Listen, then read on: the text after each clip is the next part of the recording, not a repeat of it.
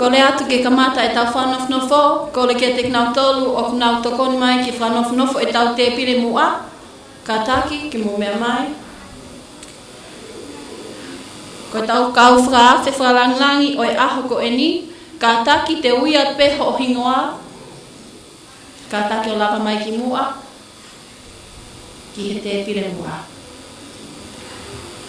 Uloaki, ko whaiwhikau pule, whaiwhikau koloti mau.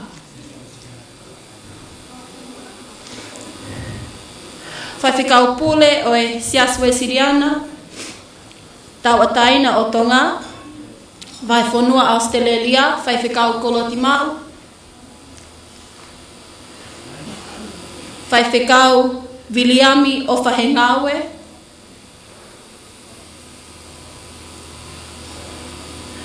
ka taki ka whanofnofo.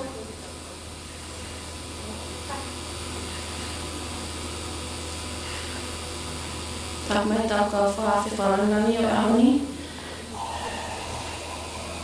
Hou eiki o siasi, e kleti moala.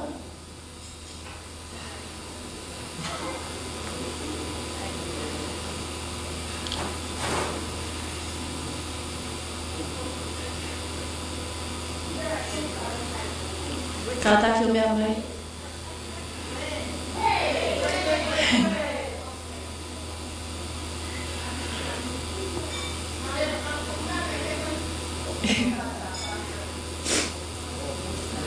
Whaiwhikau setelo katoa.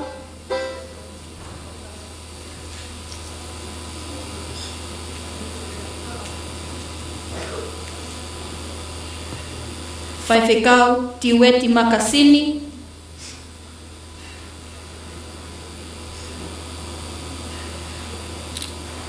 Whaiwhikau folau Moimoi whiapi.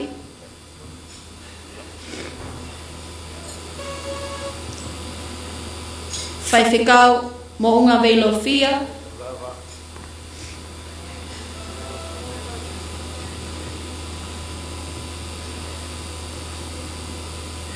Whaiwhikau mali e posi o engaru.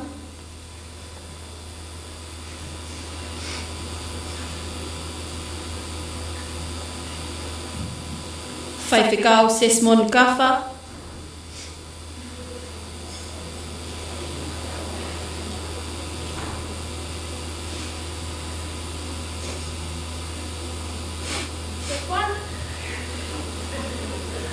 Ka taki o mo talangu fua.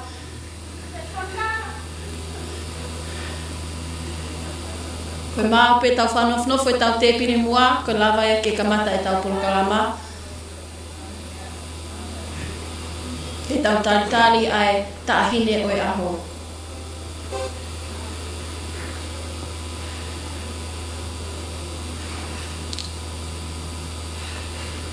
Whaiwhikau sesmon kafa.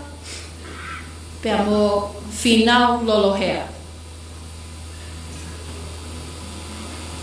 Koe kakatoia e tau kawhaafu halanglangi.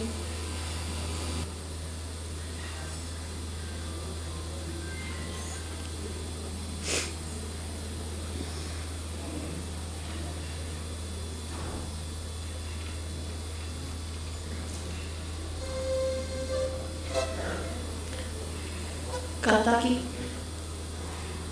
Kata. Okay.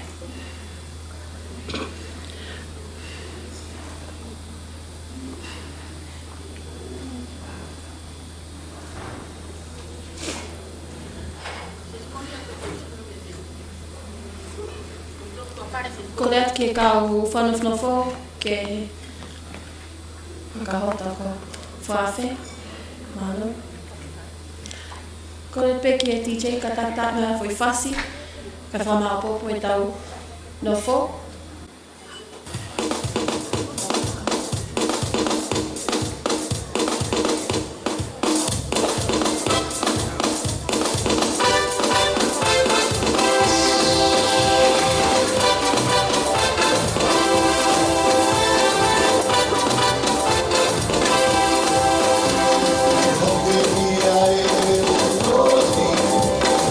Yeah.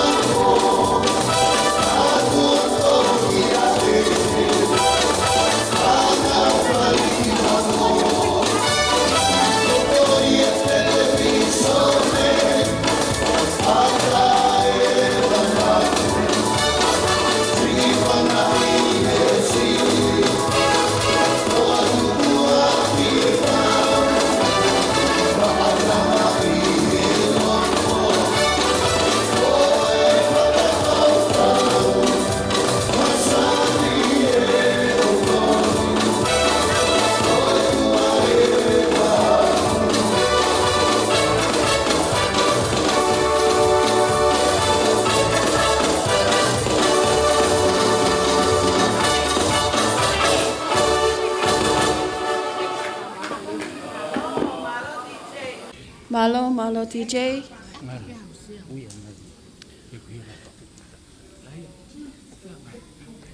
Kore koe maupe e tau nofo, te tau toki tali lewa ai tahine oi aho. Pea koe hiri pe ai lava mai ai tahine oi aho, pea pehe foki ono whahu. E whakahoko lewa kore at ke whakahoko lewa e tau lea tali. Koi ai, koi au ne whakahoko ai lea tali, ka taki, teu mai. Ko tui ko tau mau. Whawhetai lai ke eki, pia kou kole ke hūwhanga atu mua. I he tala o whaki, ne whakamata aki a whioi anga, kātoanga whia o e ahoni.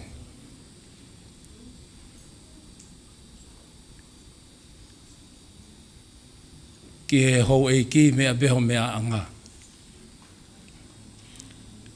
Kai umaa, whaifkau pūle se asue siliana taua taina o tonga, whaifkau koloti ma.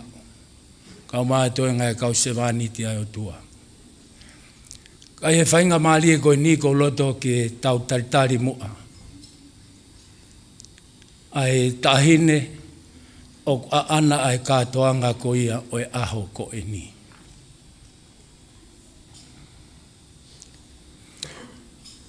Pei kai ke ngā tai, tēnā mea whakataha mai pe mo e tahine whahu o e kātoanga. Ta koutui ko e nā lava mai pe ki hona whakautua anga. Pei whahoko lewa e tau lea taritari ko ia o e kātoanga. Pea hiri ko ia te tau hoko atu ai pe. Ki ono lotu tāpua ki i, ai mea toko ni, pea tau toko whahoko hoko atu ai, ai tau polo kalama. Ko ia kou kole atu, ko ne mau pe a whailonga mai, ka tau hoko atu. DJ tuku maa foi fast, no be.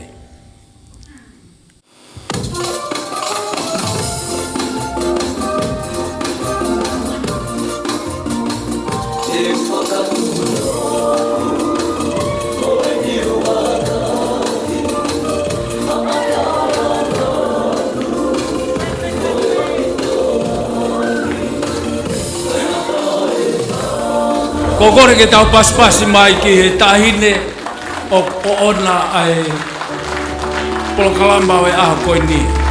Leafa ana Monuia Tali-Ki-Langi Latu. O kuna kau whakataha mai pepe a mohono whahu. Vai Tali-Ki-Langi makasino.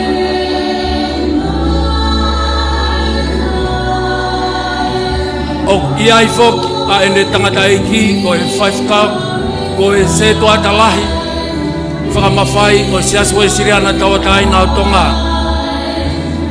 se toa ta eston latu pia pehe ki ono hoa di tombi latu kai umaa ai whanau tau pas mai mua.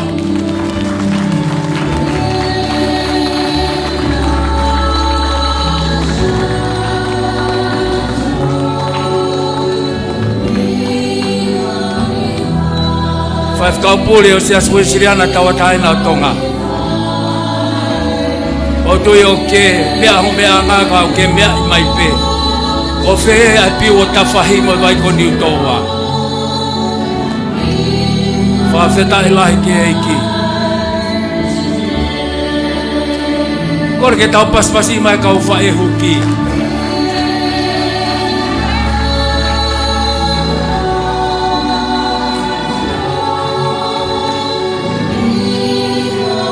Whaifkau pōre kau maa kau tangata i whaifkau.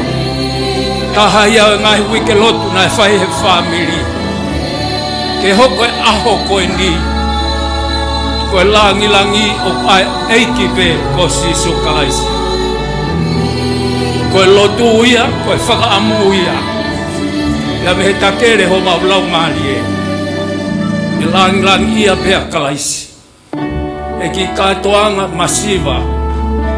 Ki katoanga whatoki lalo, o oi aho koe ni. Whawhetai lahi ki e ki. Ko lea ki he whahoka mai ta ine. Ko lea whaana. Tali-Ki-Langi Latu. Ko mo mau pe. Pea mo lava hifo ki lano.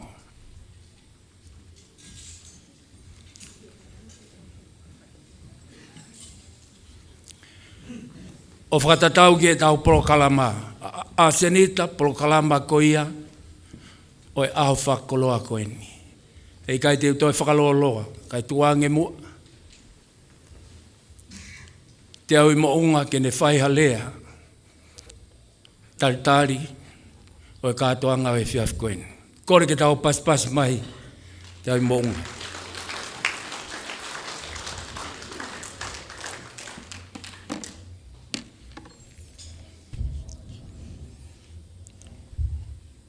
Watapo ni o tua mafi o kune afio yo taulo tonga. Watapo ni kia ekret pege whanau mo whamokpuna hou eiki. Watapo ni kia pato ihuo pege kia maukakala mahamatahapule. Watapo ni ke tangatai ki whaiwhekau pule. Sa sue sirana tawataina tonga. Vai whonua Australia.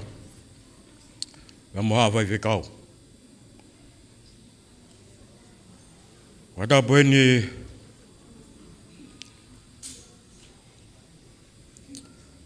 whinei ki whahu. Taini o rea whāna.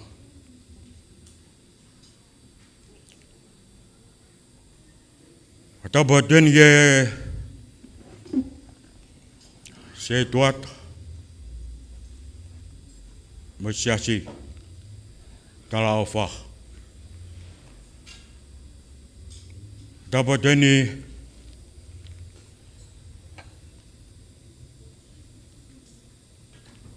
kia se Simon kia Melea manaki. Si whamiri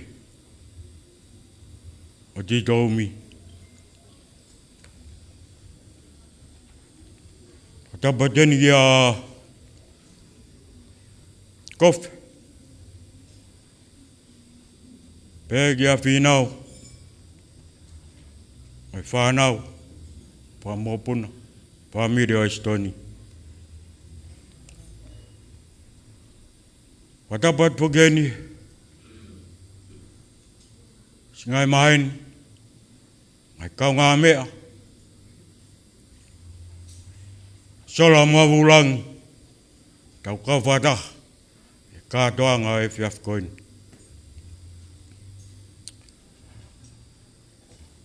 Watamba keheni, mai taine, wona e aho, taine o Leafa ana Tali-Ki-Langi Latu. Ko kore mua ke u whangatu. E tala whakatapukakato o whanua mo lotu. Talangata heia te au o whaiki tua mamau atu. Au puke whainga maare ko ni tongia e whatongia kua wahea. Moi ki modua koe ni. Ange, o mea kua whakae MC. Ono whakahoko atu, o rea tali, o e whiaf koe ni. O eiki, peke e whaiwhekau pule, moha whaiwhekau. Mo ko tolu kotoa pe, mo mea mai e whiaf koe ni. Tau kau ngā kau whakataha, ki kātoanga masiva koin. Whia lahi. Whawhawhonga i heni o mātua. Leafa ana Estoni. Pēkia titoumi. I whanau. family, mau tari loto lelei, loto mawhana ki mautoro na kotoa.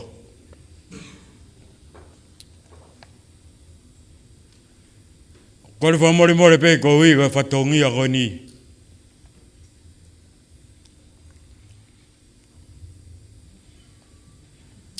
Hange koe lau. Tu ai si no ia. Pea koe vale nia. Kaku eike whekau. Koe ai. Kei aha rea te umau. Whahonga i aki. Ai tuka o Moimoi. A mo mea mai. Kau ngā kau whakataha. Iono whakawhia. Aho. Whine i uhiki koe ni. Ne okosia. Ano tau uanga fulmataha. Pe. E lawa kakato. Aine si whengako. Nei whai. Honga o pito. Io mātua. Pe ke ki whanau. E whamiri. Ao mou mea mai. Kore whamore atu pe. Te rea nā i kai ke lato aho o mou whie mau. Te mou halo whia. Ai kai toi tuku a iwi. Ko halelei. Koe osi ngā maari e pēni. E o mātua. Ki whanau. Pe ke whamiri. Watawange pe. Tau mau. Kātoanga. Mawhana. Mo whia. Pea ke hifo e lau maari e o tua.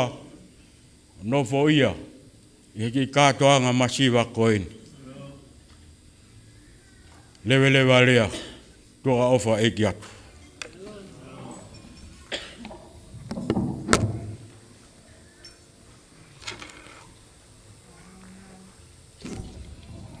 Whawhetai lahi e ki ko e lea talitaria ko whahoko e te au mounga. Ko hi ko ki kātoanga masiwa. Ma ulalo ko e ni. Ko mea mai ai e ho e ki ka mai tangatai ki whaifkau. Maha whaifkau. Ha se tuata. Ke tau teke ai. Ai langi au tau e ki ko sisu kalaisi. Whawhe e atu ai tangatai ki whaifkau e wahenga. Whamore. Ke mea mai mua, whaifkau o whahenga ue, o whakakato ai tāpua ki, ai whakawhitawhita au e aho, ko hi kai ata, ea whahoko atu ai pē, ai tau polokalama.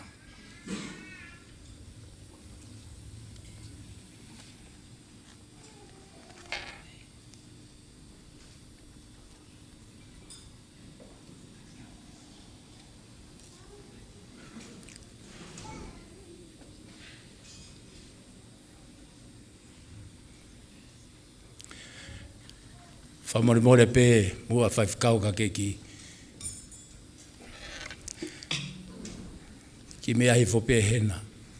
Whamore ko hui ko toki whakahoko mai nia e tahine MC ai polokalama. Whamore atu. Ka te tau hoko ki he polokalama uraki.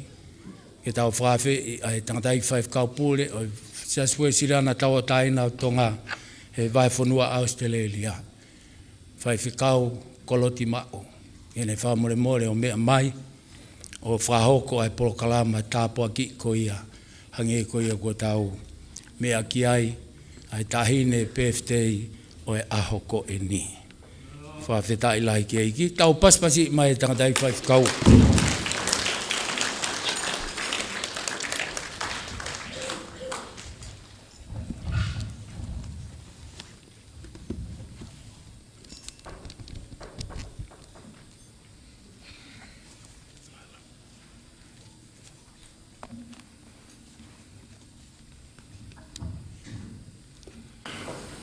Tau whakatai ki roa mawhi. I he ui kone whai o whatata mai ai ki tau tolu. o i koe katoa ngā whakawhitai ai whamiri, au mai whaho, he whaifkau o e wahenga ngā ue, se tua tāka au mai whamiri.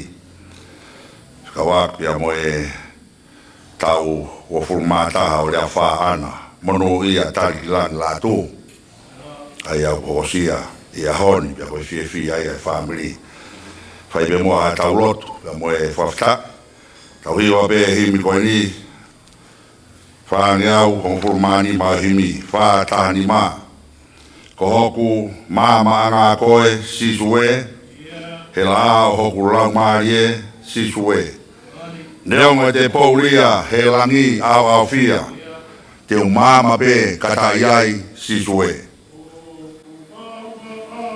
Koe sisue, sisue, he la o hoku lau marie sisue, sisue,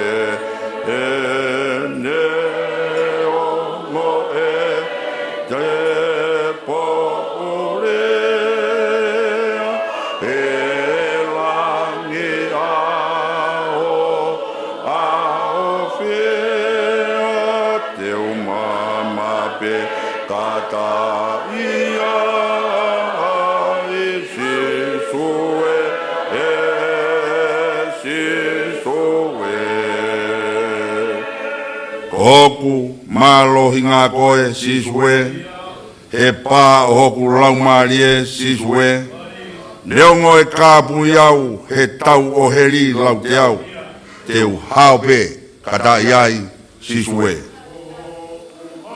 Lohi ngā koe sisue, sisue,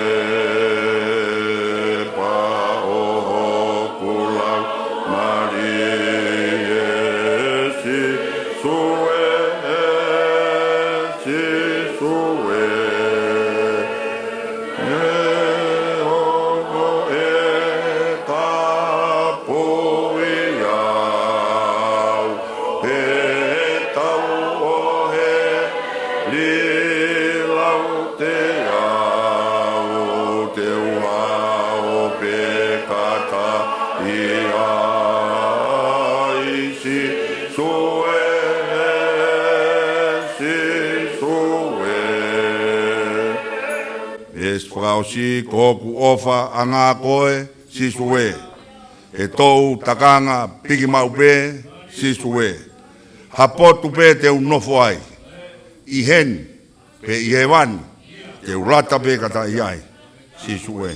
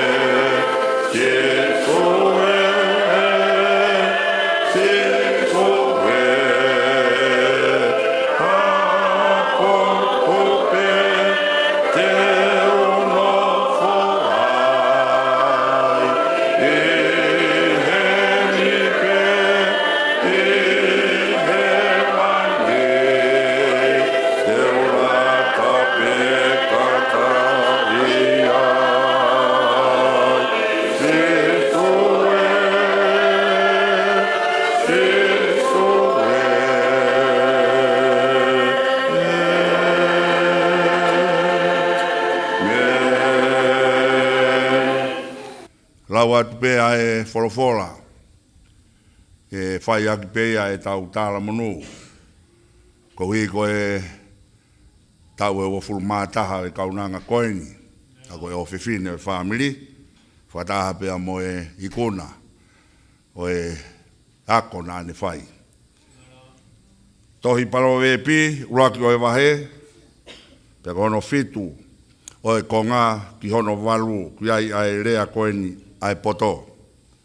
Koe apasia ki a Sihova, koe ura ki mea ia ki he ilo. Koe poto, moe ako, koe ware pe, o ku tai toka ia. tama. Whanongo ki a konaki a o tamai. Pea o ai hiki. Me ngahi tala a ho whae. Tapu ki e a whio ai o tua mawhi o tau roto lotonga. Tapu ki a e Gret Moala. Whanau pa mo e whakamapuna hoeiki. Tapu ki e whaifkau tau hi whakalau maari e o whiwhine koini. Miriami o whaingau e kau maa ha taula aiki. Tapu ki e whahu e kātoa ngā. Ki a vai makasin whai e whakalangilango e ho. Tapu whoki he ni ki he ngāhi whāmiri kotoa pē. Tapu atu ki a te au i mounga. Pē ki a sika. Au maa kātoa ki wakatau mai. Pē moe whare a mataa pure. Tapu atu ki he taha kotoa pē ko ke mau whainga maarie. I e whakawhi kua whai e whāmiri. O Eston Latu kau maa titoumi. Toku ai ho taimi ka ke lava mai. E tau kau whataha he maalari o e ahoni. Pea kou kore ke u tala mokapuia e whakatapuka e tā ke puke e whainga maari e koini. Whai pea i haki pou pou. Pea moha tāla monu. Pea mei he siasi kau maa e whamiri. Kou hi ko e aho whakakoloani. Ki a rea wha ana monu ia Tali-Ki-Langi Latu. O ku tau iheni. O ku tau lua ai whakawhetai. Ke whakailonga. Ai hounga ki he whamiri. Hongo kāinga pia moe sias. Pia moe kaunga ako. Moe maheni. Ai ofa. Tau potu. Moe tauhi hau hawa ai otua. Kua whai mai o whiwhine koeni. O ne au si ai ai tau e ua furumata. Kua whai he otua maana. O fau mai. Ia Aristodi Latu moe whae titoumi. Pehe ki e whamiri, moe siasi, moe kāinga kotoa pē. Pea toi whakailongai i he ahoni, ai maka maire, o e malae, o e ako. Nane i kūnai ahono whakailonga, ko e Bachelor of Art in Economic with Teaching Honour. Malo e ako, moe kātaki. Malo e tuitala. Moi mau a konaki. O mau tala monu atu. Ki o ka hau rea wha. Moi whatawangi. Ke kei whaki mama. Moi poto. Moi ilomea. Ai o tua. Mai kakai. O nau apasia ki a te ia. Koe wholofola ia o ia honi. To oia pia mehe tohi palo vepi. Ko e ako na kia ai poto. Ko e wholofola aha tui. Pe koha kuini. Ka mauia e hataha. E lauia ko e poto. Pea kohono tā kai. Ko e mea ngei ange whau mo langi langi. O hange hatui. Ko ne ai ahono ngahi teunga nau nau ia. Ko e rea palo vepi. Ko e rea fungania. Aku tā wheia, pia mei e fungani matai vai. Oku ilo, pia mo toe toka. Ko e tama, tu he whae. Pia tā upea e rei, mo e tofu a. Ko e whangu oku maringi, pia mei wharela. Ke tā kai mei ai, sia whanau o tuku hau sia, mori e kina, ka hunau whakamua ai o tua i he nau mea kotoa pē. Pea tene hoko ai koe o whiwhine, koe whoha o ku pore anga. Koe kanoloto o e tohi palo vepi, koe ngahi rea ia o e poto, koe ngahi mea ai apasia ki he o tua. Ko e kanoloto e tohi palowe pi e vesi folofola au e hon. O kuno taki ki ai ai ongo kaweinga fungani i he mo ui. Ko e poto pia mo e mo ui. Ko e koloa mahu inga o e mo uini Leafa ke poto. O hange e koia kua ke au sia i he ahoni. Ko e whamanatu atu pe. O ku sai pe ai poto. Ia te ia pe. Ka ke poto pe a whaka poto poto. He koe tā uia o e mo ui. He ko poto koe nau ia mo e huelo o e otua. Aia ko tau mariki mai o inasi ai ai tangata. Lau ki ai ai himi nima fitu noa. Sisu ko koe pe. Koe mama monia. Whahinga poto kehe ko huelo ia. Hahanga ai a kakala ai lou a kau kilangi. Ke nau mau ai mama mihela a tahape ke nau mou iai. Koe mou i o kui kai koe mama pe. O kui kai koe manawa pe nai ho mai he o tua. Ka koe koloa lahi mo mahu inga o e mou i koe poto. O tukaka e pot folofora o e honi. Ki he teunga o e poto. Koe teunga mo e nau ia o e poto. Koe mo ui o tau. Whai ai whingalo o e otua. Koe mo ui maa ia. Maa e whine mui o ku apasia ke te ia. Ke hoko atu ki ai ho whanonga. I he toenga ho mo ui. Kua whai teunga koe. E he poto mo nia. Ai poto whaka poto. Ai apasia o tua. He koe kamata anga ia. Talamai he vesi fitu he ahoni koe apasia ke Sihova. Koe uraki mea ia i e ilo.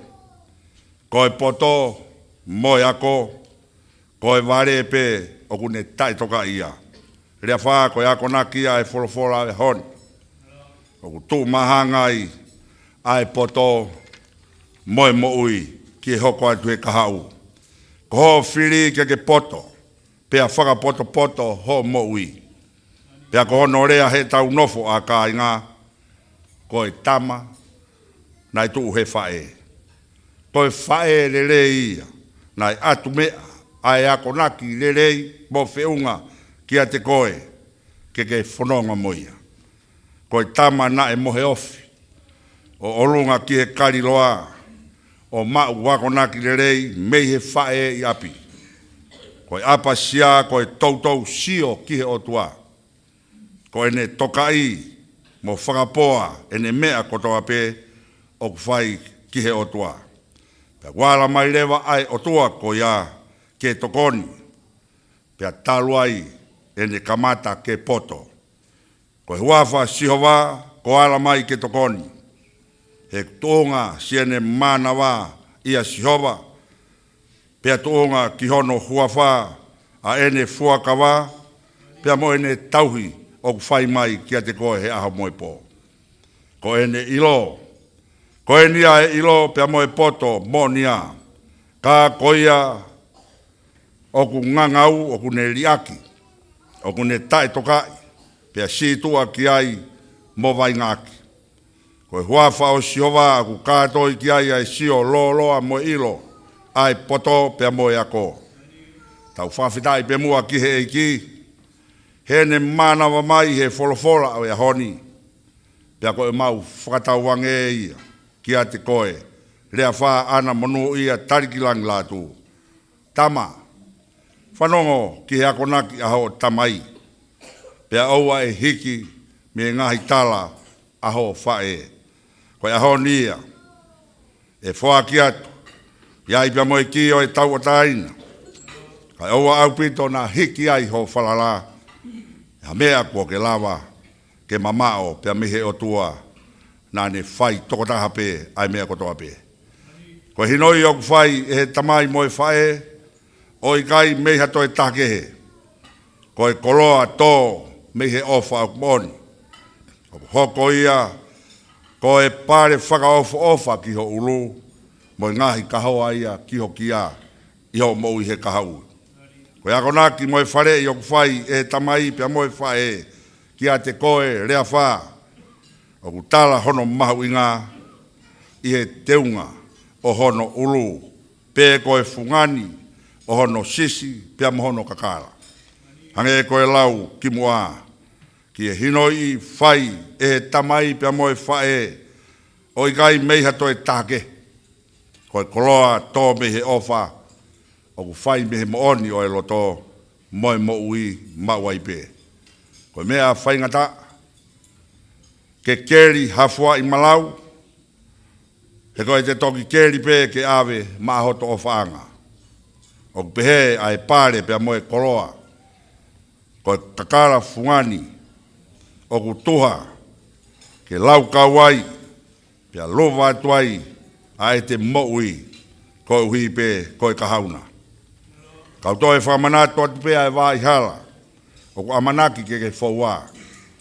Mohu e whiri, mohu e whaingata. Hau tala mai pē. Koe apasia ki e sihovā. Koe uraki mea ia i he ilo. Pea koe poto, moe ako, koe ware pē. O ku ne tae toka ia. Mau o whalahi atu. Ki o fofonga, kai o mai whahu, pehe ke whamiri, he tamai pia moe whae, ka inga kotoa pē. Tawange, ko ho whanonga i he kahau. Toku ki a te ia, o kua ana ai poto. Ke ne kei whakamama ho hala whanonga, i he koe ni pia moe kahauna. Amen. Tau toi hiwa i hono nimangeau, whitungo fulo e himi, ngahi vespe me iai. Si su ko koe pē koe mama monia. Whahinga poto kehe kehe koho huelo ia.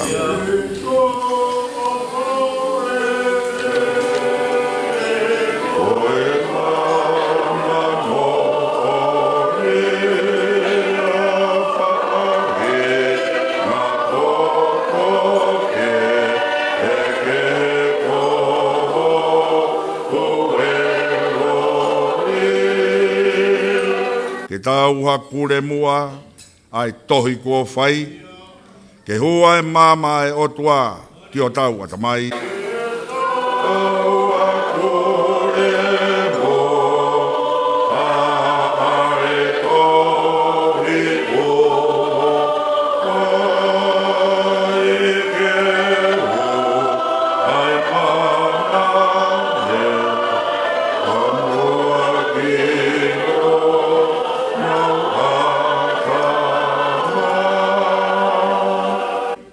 Whakausi pehepe ke tautari a iwi oi tohi.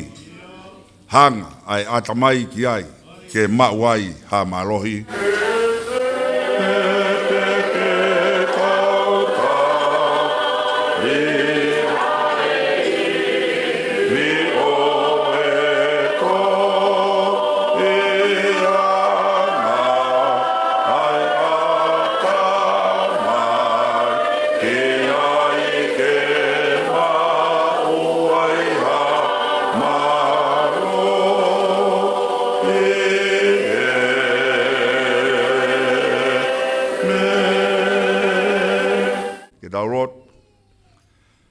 Tua maf ai a Fiona ku taula ki ai le rei kotoa pē i langi pia mo mamani. Hono i kai tu tai ai universi ko ho pou nai whai.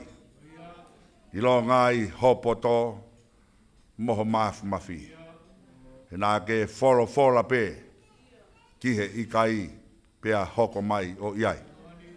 Kai whawhita i o tua, ko uhi nai kai mawai ai poto ko ia, ke mau whekumi ki ai, pia tā koa koe mama monia koe awhionape. Koe ngahi poto ku mau i taimi, koe ngahi huelo pe, o ku tapa e kina mai, pia mau i viai, ko hi ko koe, o ku me ai ai mo ui, o ku me ai rerei kotoa pē. Koe au mau whamalo, ki e a Fiona he tofahala ko ke whai. Aho koe ni na e whotu upe, aho no oko o kā. Pea whai ai ai mau whanonga, Ka koko ia na ke mua waka. O ke uri, mo ta foe ai flau na mau fai.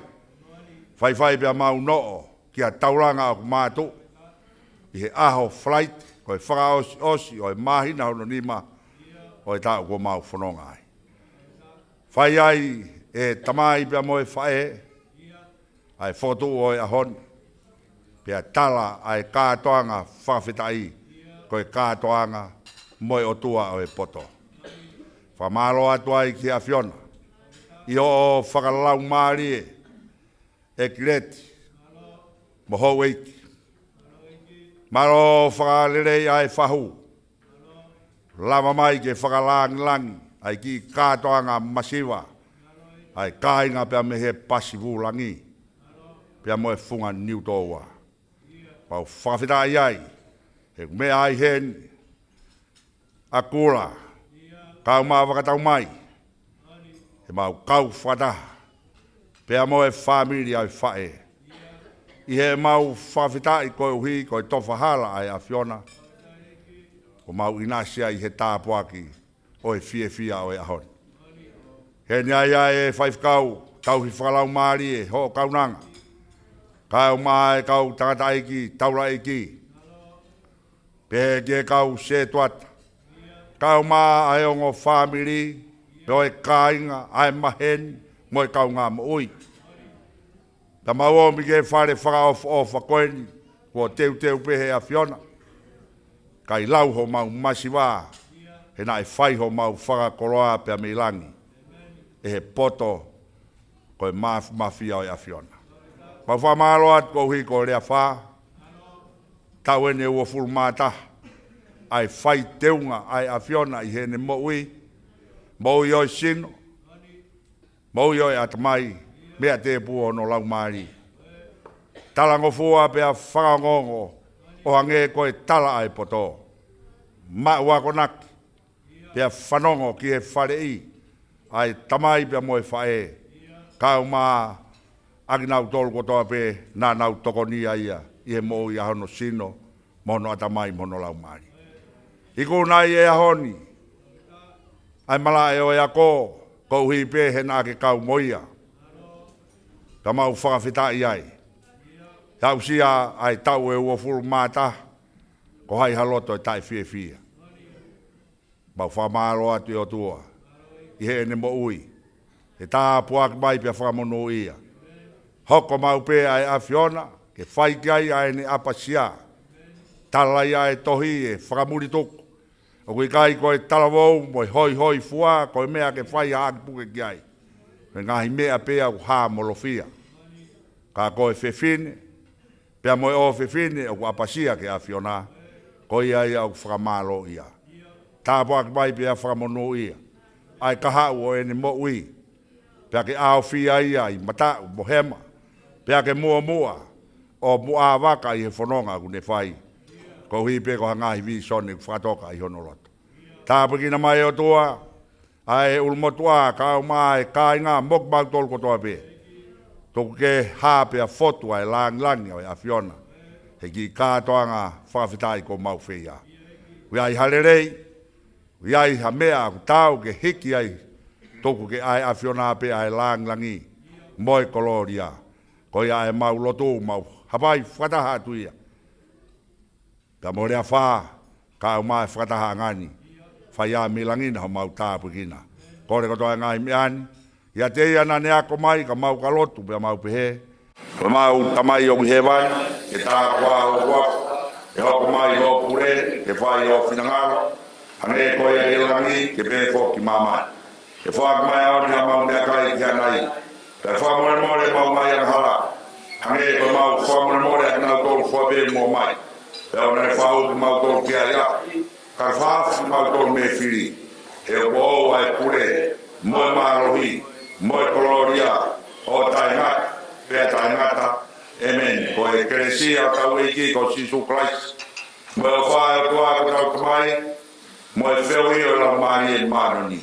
Ko ngā moaro wha, kia lea wha, ka o mau tolu ko toa pe, pea whai pe o taingata.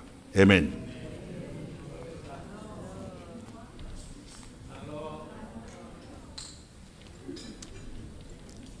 Whawhetai lai ki eiki, tau tuku ai whamalo lai ki au tua, ko i ko e tangatai whaifkau, pia moe tō o e whamonu ia. Ko i ko e tahine o e aho, ia e whakaukau e ua, ko e tauhilelei ai o tua, o ne au sia, hono ta ua fulu mahataha mahalo. Hei kai ki ngā tai, ka hange koia, ko mau mea i ka inga, ko e uhi, ko e kakato e whei ngāko, ai ana ne whakahoko. Pea koutui, e hiri koe ni, hiri pe koe ni, te tau tuange lewa ki e tangatai whaifkau e wāhenga, whaifkau a virami o whahenga aue, e ne whai atu a hono whaata, ai whakawhitawhitaa o e katoanga o e hefiafi koe ni. Pea hiri pe koe ia, e whakahoko atu lewa e tau polokalama, he kai ke tau loa, ko tui ko te wanoa ki he hongo fulu, ko e whakama opo ia, o e tau ngahi, o e polokalama ko ia, o e pōko e ni. Kai whainga maari ko e ni, tau paspasi e whaifkau o whainga aue, whai atu ha tāpua ki e mea toke ni. More peke puna ke ekene, hua mai a vesi pē taha o e, ni mangea o pa me ono ngofulu, whai aki ha tau lotu. Kainanga o e ki.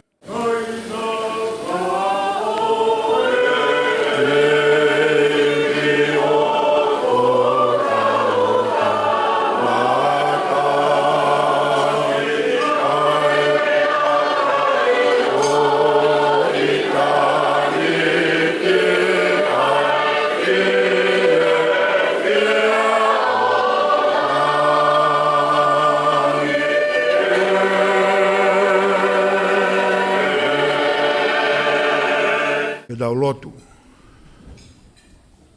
E si hoa ko ho mau eiki.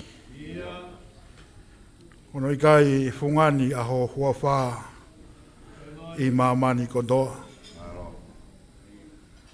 E koe hua wha ko ia beia ko mau whamalo i ai aho koeni.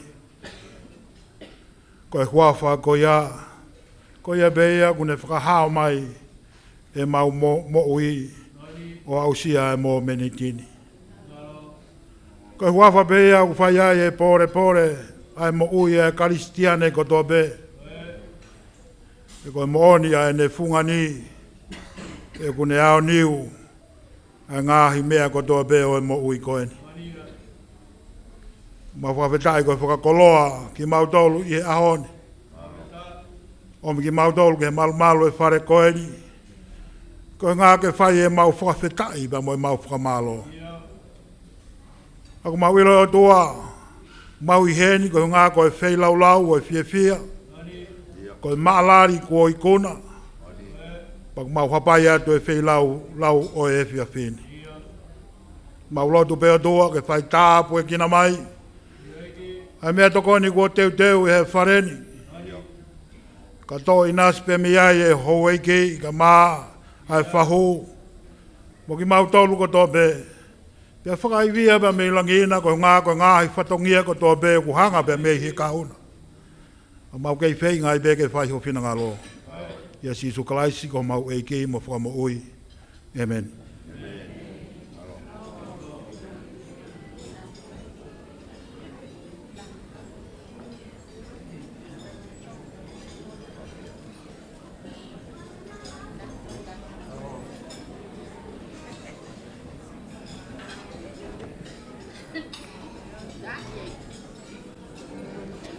Whamalo atu ki he whaiwhikau, ki he tāpua ki e tau mea tokoni, ko tui, ko ata.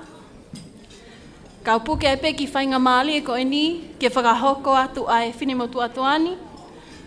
Mo e tau ki polokalama no, ki he kātoanga whiawhia mo e ki i he hoa ko eni. Ko le ke huwhanga atu pe i he tala whakatapuka kato, nai whakahoko he lea taditali o e whiawhini, kau whakahoko atu ai whinemotu ani. Ko hoku hingoa, ko vai Tali-Ki-Langi, māpapālangi.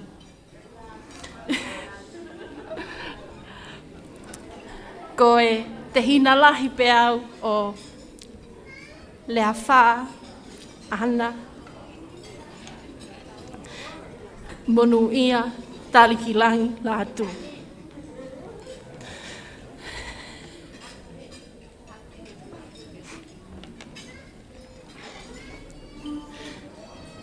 Koe anga e matu mo Leafa.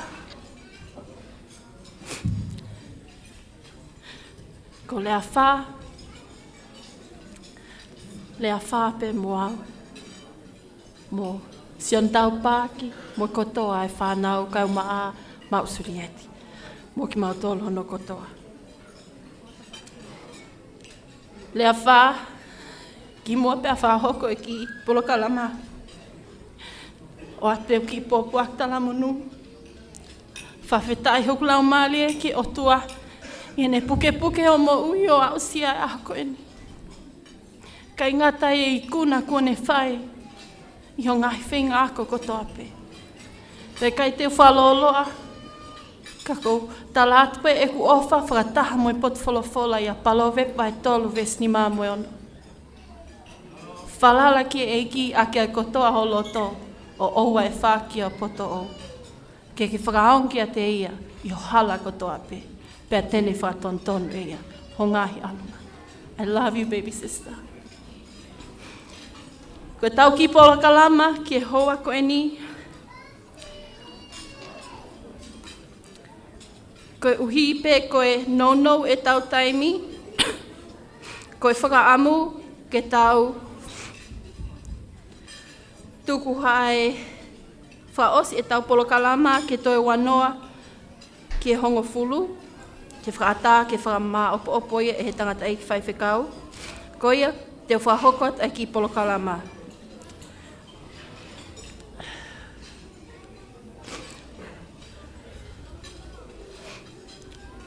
Ko hiripe e ku whakahokot koe ni e ki polo kalama, ko kole ke whailewa ai lea me he whaha ita mai.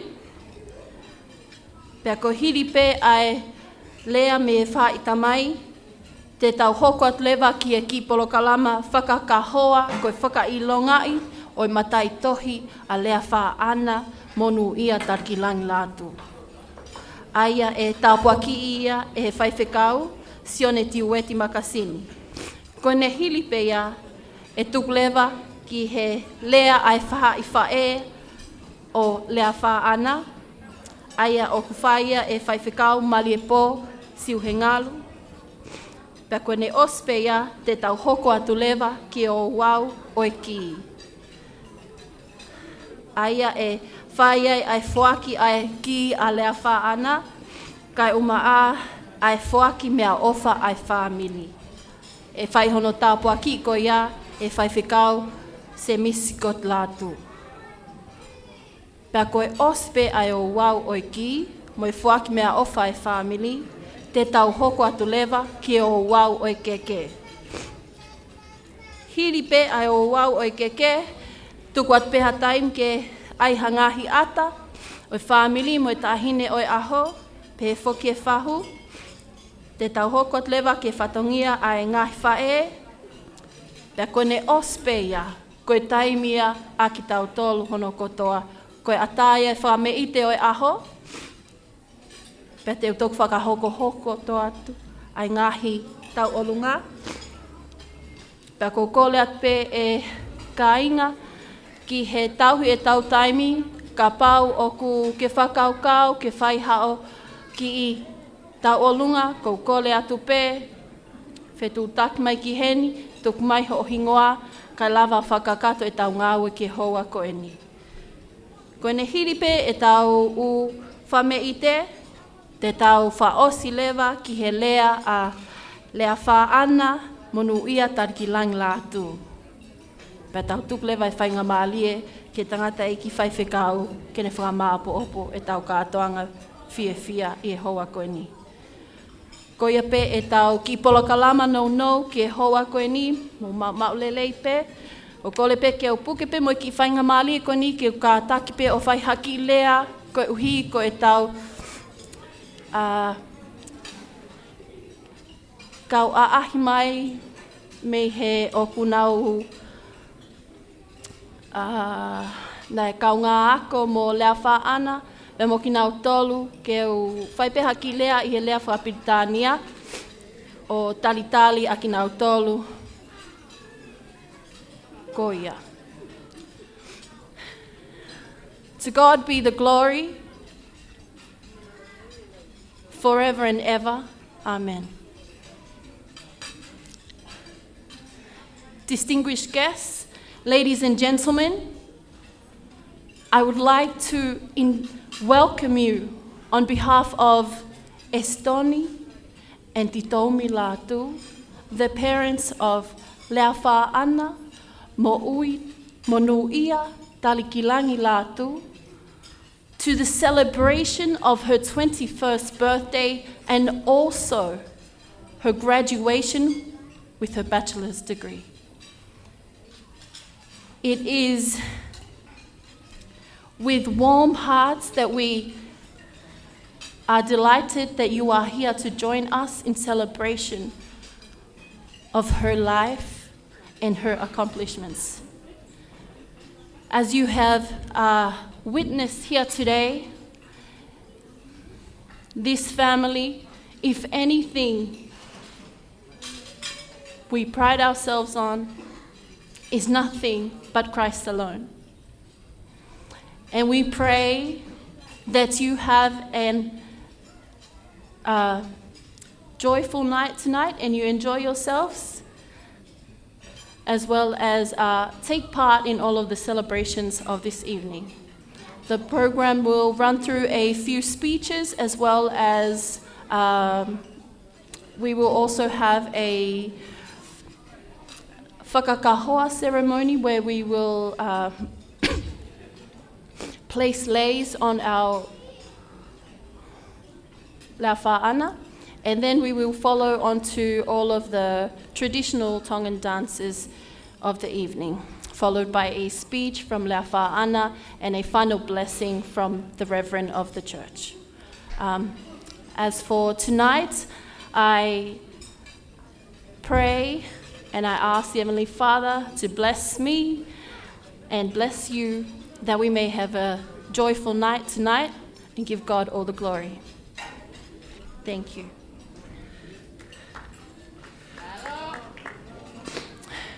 DJ, kataki tama tau fasi. Katau tatali ke lea me wha i tamai. Malo au pito.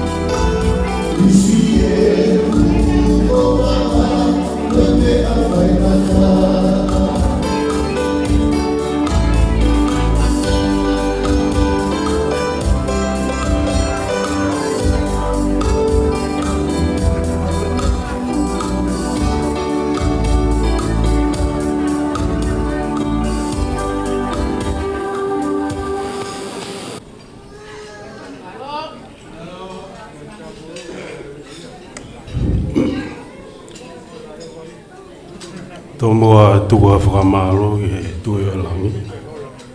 Ne tau i ofa mo ne keres o lawa ke tau whesi o whaki e whiafkoe. Whakatapo ki e whanau me whakamahapuna o eiki. Whakatapo ki e whau. Koe whakawhikanlangi a ta ine peftere a ni. Wai Tali-Ki-Langi makasini. Whakatapo ki e tāhine PFT o ona aho, Leafa ana Monuia Tali-Ki-Langi Latu. Whakatapo ki e umotua whaamilia whae tāhine PFT. Whakatapo ki e te au i mounga. Whakatapo whoki ki so ku whaamili, whatamai, whae, o nau lawa mai, e kātoa ngai, ka tāina PFT a honi. Uongo e whakaapa moni, e teke mou tolu si o mou loto mao lalo, ke mou whia ngāo ea ke ki motua tua ko eni, ke whakai ki o mou whatongi ai. Whakatapo ki e tangata e ki whai whikao loti mao. Whai whikao pure sau tātā. Whai whikao Scott Latu ma kau taula eki katoa pēru. Whakatapo ki he kau tangata eki, kau taula eki, o taula onuku i e whare ko eni. Whakatapo ki e kere eki ko eni, ka ata mua, e tala mo ka pui ka ata ke whaia ki whatongia ko eni. Whakatapo ka kato ki e whonua mo e lotu. Whakatapo ki ngai tamai si ngai whae katoa pē, o ku tau lawa mai ki e kere eki ko eni. O gore pē ke o atu e ki pui tua, nou pē, e ki motua ko eni. O eanga whikau aki, pē mo e tāhine o ona e aho.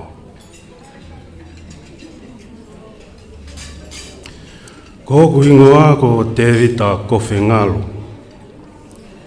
Ko e mokopuna tolu au o te vita kofe, kua mamau. Ko e tamai ia o sione ngalu, ko e tamai ia o ek tamai, pe ko e kuia ek tamai, ko te vita kofe. Na ia i ne whanau, pe ako sione ngalu, ko e lahi tahaya i e whanau a te vita kofe. Pe ako sione ngalu, ko hono whohalahi, ko tau e langi ngalu. Aia ko e ku tamai ia. Ko e tamai o e tāhine PFT o e ahoni. Ko e taha ia e whangamokopuna o e te hina o te vita kofe. Ko hono hingoa ko whakaosi. O ko wongo i mooni kia te au. Ho mo fi me angao ya ki a ke woko ko fai fatongia e ki ka toanga langi mo eki ia ko e ahoni. Whamalo ala hiat ki a teke mautolo si o mo fi me angao ya ki au. Ko rea whamalo pe o maalunga taha i hoa ko e ni. Ko hui ko e talango fua e tahine ko Leafa Tali-Ki-Langi Monuia Latu. Kana I kai te ke talango fua, koutui he kei ke tau whesio whaki e whiawhini. Ko hui ka tāsi pinga lere nā ke whai, mo talango fua nā ke whai, o kune whakatahataha I mai ki tau tolu, I malumalo e whare ko e ni, mo e kere kere eiki ko e ni.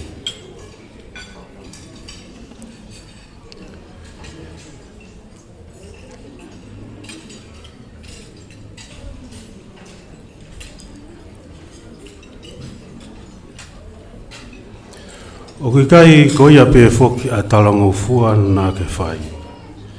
O tāsi pinga le reiki e ni e kotoa pe. Ka tau maholo ange koe hui koe ngā ue lahi. Nā e whai e taume koe whae e whita kia te koe. Whae e ni me funga whae te o manu tao. Ne hanga o toka ngā I koe mo ne ohaki koe. O ea ke a oai ki o ta o ua ngō furu mātaha, pēr to e ola le rei o ngā ue, I e tawhaaki o mala e o eako. I o ausia o ta o ua ngō furu mātaha, o kui kai koa mea si. O kui kai koa tau si ien, koe ta o lahi au pito. Koe ngā ue lahi, koe whatongia lahi, na e whahoko e ongo mātua o ke au sia mai ai ako e ni. O ke hanga o whakatahataha I mai ki mau tolu. O ke tāsi pinga o mau siolotu. Ki e kahau te ke au ki ai. Pe ako mau siolotu. Ki hanga au e te mau whai. Ki e whānau a mau tolu te mau tupuha ki ai. Te au I mounga, malo si o manatu I mai ke motua ko e ni. Neongo e ngai whatongia whakawhamiri ke ke. Hange ko ia kutau iai he whiawhini. Ko e Māori, ko e Putu, ko e katoanga I o e lava mea o whai e ana I e whiawhini. Ka ko e whelawei o e toto o e whamiri, o kuiai ono monu, kuiai ono tala ofa, pia kuiai ono kahaulelei. He koe tala ngofua, o kui kai ko hamea nai tupukoso, ka koe tuutuunia ai o tua. Nā ke apasia, ke ulak tuutuuni, nai tuutuuni e o tua, ke tau fōwai. O ku iai pe a ngā hiongo ke. O ku hoko e anga e tau whiahui. Ka ko hi koe kau koe a eiki o ku ne whakatatae ki tau tōru. O ku I hene whaamire whae, o ku I hene whaamire tamai. Pea neongo ko ongo whaamiri ia o tau I hene, ka tau taha katoa pe I e eiki. Ana, o atu e tala manu ki a te koe. Tamo e whenga I e kāu. Hoko atu ho whai lelei. He ku ke kamatai ai mea ko e ni. Ko e ongo ia, pa mo e ola ia. O ku ke whai ke mausio ai. Pa mo e toenga e whanau. Whakatauange ke tāpu e kina koe. Hoko atu. O ngai whenga o whai. O atu e tala monu kia teke mo tolu katoa pe, si ngai whae, ngai tamai. Ka maa e whaamiri katoa pe ko mo lawa mai ko e tokai, mo e ofa, mo e whakaapa, ki whaamiri ko e ni. Whakamalola au pito kia teke mo tolu. Ikai ke hulu noa a ngau e ku whai o tuha mo whia mau. Ako tui ko e lere taha pēn, o whaia ke e lere taha e ki whaamiri, o e tamai o e whae o ana, ke whai ke teki mautolu. Ka iai a tō hala, o a tō kehe, whamure more atu, ko mau whai pē, ko ia ku tautaha pe ia eiki. Tua o whaeki atu.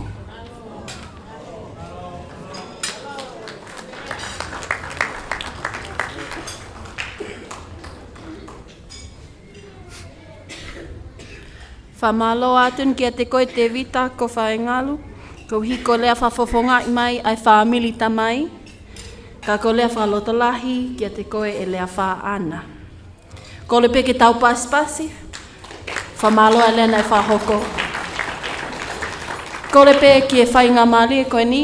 Ke teu mai ki e tau polokalama whakahoa. Ka lolotonga ia TJ ka tak tā mai ha tau whasi.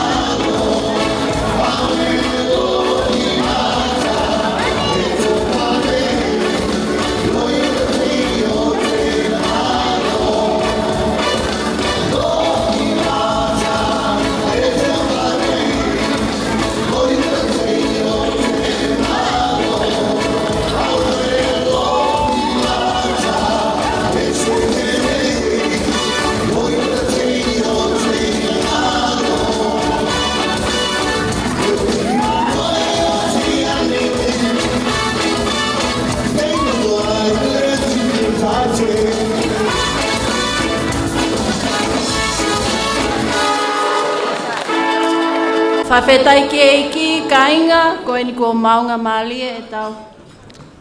Tahine o e aho. Ko kole atu e ni ke kamata e tau ki polkalama whakahoa koe ni. E whaupe i he whaunga koe ni. Ka taki e whamili, neongo o tau loto ke tau kau kotoa i ono whakahoa mono.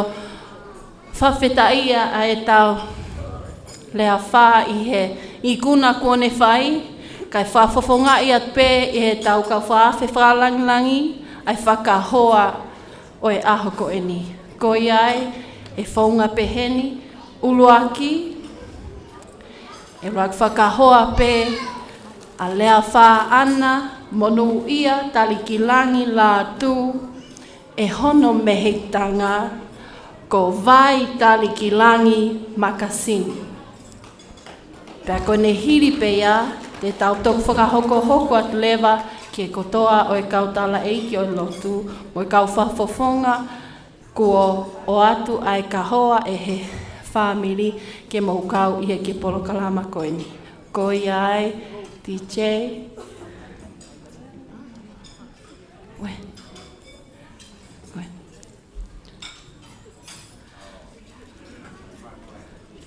Ka tak mo pas mai, whawhetai ke eiki, ke ikuna kua whai e lea wha ana, le aho ko e ni.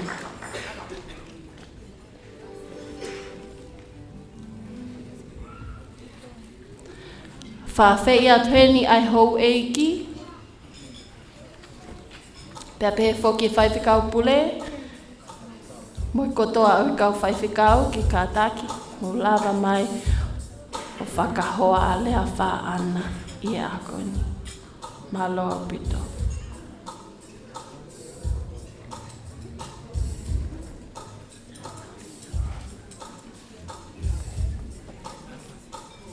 Tamai whasi, please.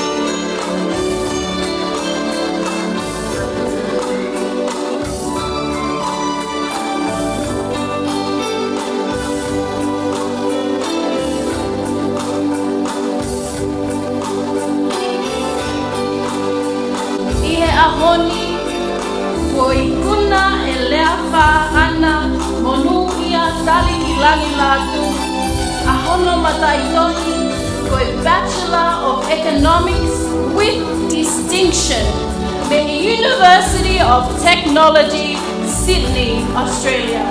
Pasipasi tau whawhetai ke eiki e kuna ko lava.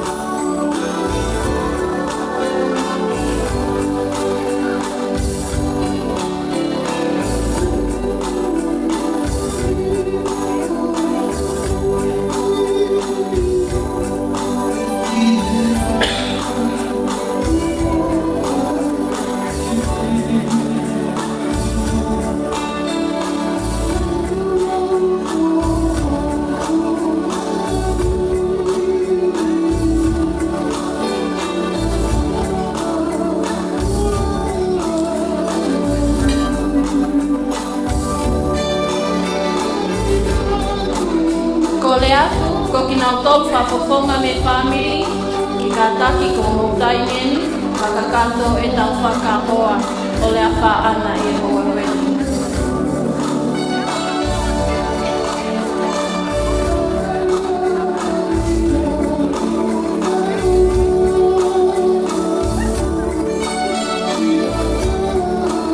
Malo e ako lea wha ana.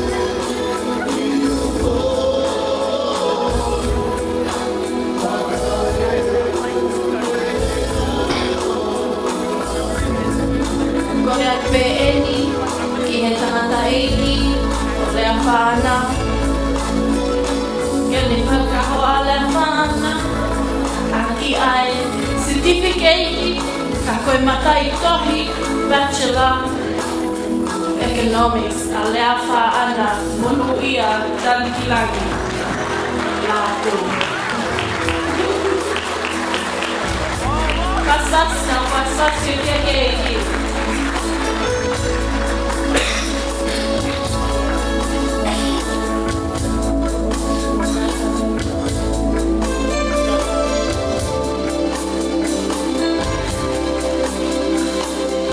Koleat kainga tau toi pas si papeta keki. O matua Leafa tau maa tahinga ako. Koleat pe painga mali koni kita natai kupai pekau o kune tampua ki ai ki programa koni pekau sione tiweti makasini kata.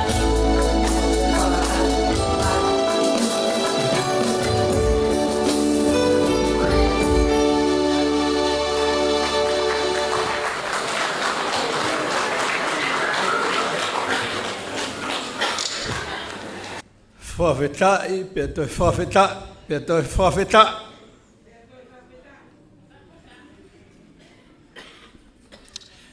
Hallelujah. Ko e whiawhi o e whawhetai, pia mo e whamalo.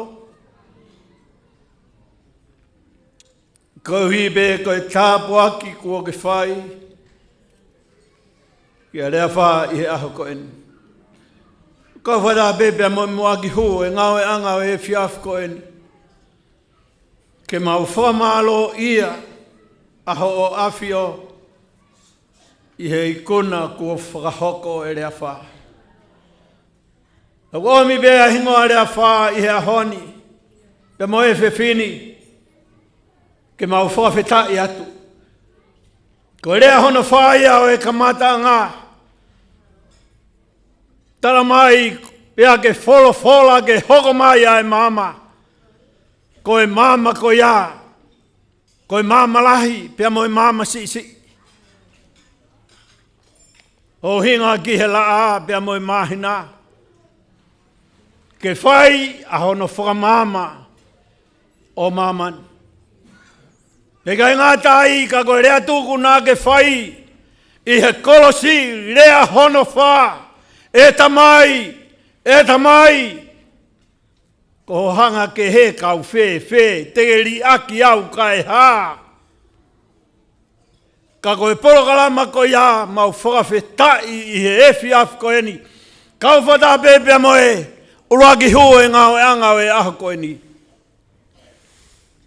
Ko e mui i e rea wha, ai fola, ke hoko, ai mama ke ne hanga o teke atu ai whakapouri.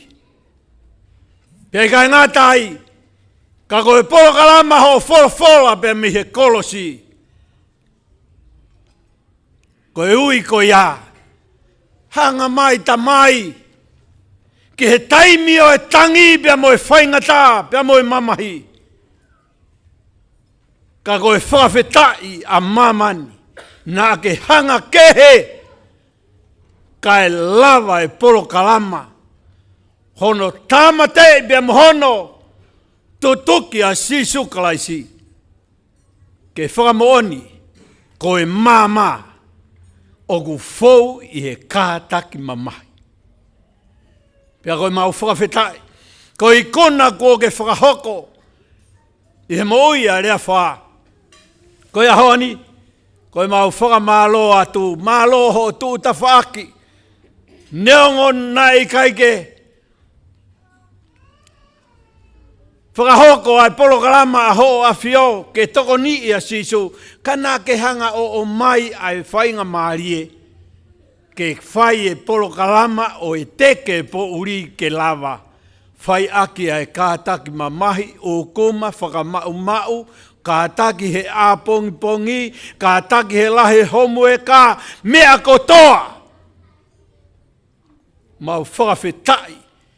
Koe ahoni, kui kaike i ongo mai a rea hono whaa. Ka guongo mai a rea hono ni maa. omi haku ini ho kua whenua. Kai omi he airea o fiaf koeni, ake airea hono ono, kua osi kua lava. Whakawhetai kua ikona ai whatongia pa mo polo kalama o teke atu o pouri. Kai mau ai polo kalama koeni o matai tohi, ko hono whakailonga ia me loto langi ho lau mahari e maa oni. Ko mama area wha i hapotu pe tene iai. Ko ahoni, mau whamalo atu, kua osi kua lava, ai whinga ko, pe hei kaitoi ave halangi a ki hatoi taha. Ave ko toa, ko toa taha kua whio i he taloni. Ko ia toa taha pe oku ne mau, ai whawhetai, ai whamalo, ai whakahiki mo langi. Oi ngāwe anga, pe mo katoa ngāwe fiaf koeni. Whakamalo atu iki malo, aho tokoni i aho kauna ngā. Koe maulo tū pēo tū haiki ke hoko atu hange. Koe pōre kau mai whakaloto lahi ai whaiwhikau. Koe mau sītoa ki ai. Hoko atu ai polo kalama ho lau maari ke whakakakato. Koe haha aho whotūtū ki he kaunanga koe ni. Mea pēo mau kore atu ki ho awhio. Whaipe he awhiona aho no whakotūtū pia whakakakato. Ai mea kotoa pe kai ouareva. Ko osi a ho foto tu ke polo kalama ako ke o mai e mama ko ia fo mai e ki kaunanga ko ntabok mai ala fa pe mau fo ke atu fa malo mo fa feta e family pe mo katoanga o fiaf ko ni fo ke fa teunga ki pe a ho afio ko mau lotu ia e huafa ho mau eiki ko siso klaisi ka mau fo mo ui amen.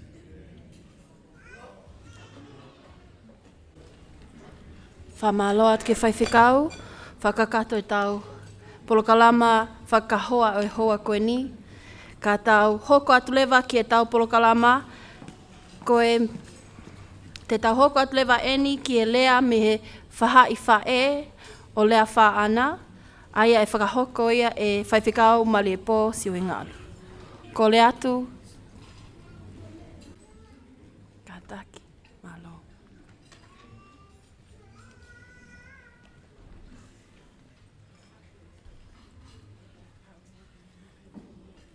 Kore ke uhufanga e whakadapu ko osi hono a whangi. Pea te uhufanga duai be i whakamalo na uswai herea me ta whaagua e tamai. Ko hui he kai ki utoi whai au harea whakamalo. Ana, ka pana kei mo ui a granddad sigareti. Ko ne rea ni kia koe. Congratulations for the double successful innings. Koe rea e kirikiti. Innings. Double successful innings. Well done. Pea koe whetutaki pa mo koe, koe whelawe, pea mo ana, koe kui koe a ana, koe sigareti kafa, koe second cousin ia o oku.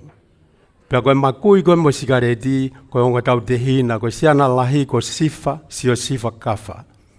Pea koe ia, pea koe kui ko aku, koe motua ko fine, koe te hina si ia. Pea iai ongo tu whaafine, oe ongo mātua ko ia, koe whiwhine taha, ko ārisi, koe whae ia a meriame po uha, pea ko po uha, koe whae ia a fustua alko ulu. Pea mo whatai slender. Fadai is not able to be here, but she would be very happy, Anna, to hear about all of this. Pea de ulave no be ki he tawhaaki koe ni a tito mi, ko hi he ugiai e mea maho inga ai mahalo kai ki ngata pe ki a Anna, ka ki tau tolu kwa antoa koe ni, pea tau te whio ka ki nau tolu nau kei mo e whanga maari ki a ko. Koe whelawei pa moe whaiwhikau koe wāhenga mo viriami. Koe ongo mātu a kone tāne mo kafu atu. Koe na whānau lalahi ko tokoua ko meriame. Mautupu ai ki mautolu he laine koe ni. Pea koe siana hoko, koe siana ko tui hakavalu. Koe tupu angaia o viriami o whainga aue. Pea te ulawe ke whelawe i pia moe whaiwhikau sea o wahenga sa au dādā. Ko hi ke hulu ia ngā he mea mahuinga he whamiri ana mahalapeu mahuinga ke ilo ki ai ko hi ke tau whehoko taki i he tuunga koe ni. Pea ko hi he kai ke o te mou noa ko whamiri na e pena au kau wako. I he senturi e ua ko hiri. Ko senturi e ni hono ua o lotu laulotonga lere ai. Pea ko he hohoko whakawhamiri ko ni te ulawe ki ai, e alu ke senturi e ua, mo senturi e tolu ko hiri. Ko kui hono ni ma ko ni e whaiwhikau sea, koloti mau. Ko tangata mei talafo ou. Na e alu o tau he kāinga o la waki i wawau. Pea maari ai pa mo e whiwhine ai. Pea tu mea ai siana ko isa mau, ko ulaki mau ia i he laine koe ni. Pea tupu ia isa mau e tangata ko Sami Wela lavaka mau. Ko tangata ako ia pena e ngāwe whamisinare. Ko Sami Wela lavaka mau na iai ne whanau. Ko toko tolu o ne whanau tangata na anau mamaloa lo maire kotoa e korisko tupou. Ko sio saia mau. Iloa i historia ko sio saia whaapea eni. Na ngawe whamisinare. Ko siana hono hoko ko henere tariai lavaka mau. Ko kuia si uperi tariai. Pea iai pa mo siana e taha ko weringatoni lavaka mau. Ko kautama ko iana na mamaloa lo maire kātoa i he koriska tupou. Ko kau ngawe whamisnare, ko kau whaiwhikau. Ko kui uluaki a koloti, ko tangata ko sikipi o mau. Na e pakohono maari ko lata i sotiaka. Na ngāue i he wāhenga talafu ou, i he tau tahiwa whāwhā, ke tau tahiwa whāwhitu. Ko te imugana nau ngāu ei, ko tangata eiki koe a koloti, ma mohono whangatoko ua, na nau hanga uri liu ai ako ai kau hahake. Kau ai a talafo ou. Na iai ai lea o e ako e kau hahake ai ako mutu. Ko hinga koe alake pe koe o kalasifaa, pe toutou kalasifaa e pe panofo pe ia o kai kia uia ki olunga. Ko kau wako ai whanga ankolo koe o koloti, na ni hanga uri ukawa e ako whakahahake. Kau ai ankolo taha o Wiliami o whainga aue, ko moana o whainga aue. Ko tangata ko saia o huafi. Pe iai e kau whaiwhikau na nau alange ki talafo o kau ai ulaki, ai kui ulaki ko niko a koloti, na ni hanga uri liu ai ako ai to utupu, mo urunganga e whonua. I he kāinga koe ni ana kāinga titomi. Pea kuhenga ulawi koe ki ai kātaki pe, o ku whaien mo loto maa ulalo au pito, pe mo e whaka apa. O kai ke, o koe ka pore. Ka uwhamu ke tau whanongo ke mo whanongo ki ai kāinga. Pe tau wako me iai ngahi hala utotonu ke toi whakamo ui, pa utotonu ke fua. O tau te whito ke ngahi ume o whikau aki, mohono ave o e kōsperi. Koe kātoanga i eni o e tau wangiau o e lotu o lolotonga whai he te imini, me wheitu. Pe he sampati ko si ina o hanga pore i ai tau tupu o i siasi ue siriana. Ke whakakau i, a ke nau tōru nau kei mau wiwi, mau atamai, o nau kei mau e taimi. Ki hono, how do you invest the best years of your life? Lolotonga ke kei mau e ngahi mawhai ko ia. Ana, o kuiai ho ankolo o ngāu whamisinare i he taimini. Koe whetongi ankolo koe ni. O lolotonga ngāu i Vietnam, ka pana i hende ne hanga eke atu. Do you see yourself working with your degree somewhere overseas to have an opportunity to share the gospel with the people? E ngai u wheitu o te kia o kia ko speri taimini. O kia e lau ai tangata o kia e lau ai proverb e kau siaina o pe whapapalangi, if your plan is for 1 year, plant rice. If your plan is for 10 years, plant trees. And if your plan is for 100 years, educate children. Beyond that, Anna, if your plan is for eternity, have eternity, Christ in the center of your dream and of your vision for your future. Today is a milestone, 2 milestones. You are now in the age you are released to grow more. And your achievement, it is a stepping stone for something bigger. How about thinking about having your life rooted in the gospel and in Jesus, and have eternity in Christ in the center of your vision? And all of us, life is too short, and we have only one life. I said last Sunday, according to my baptism certificate, I'm 73. More years behind me than ahead of me. Life is too short. Think about it seriously and prayerfully. This is a celebration very important for the family, and also celebration is very important for all of us when the gospel was brought to Tonga. And we must be thankful more for what God has done for us, our country, and our family of Lahiatu.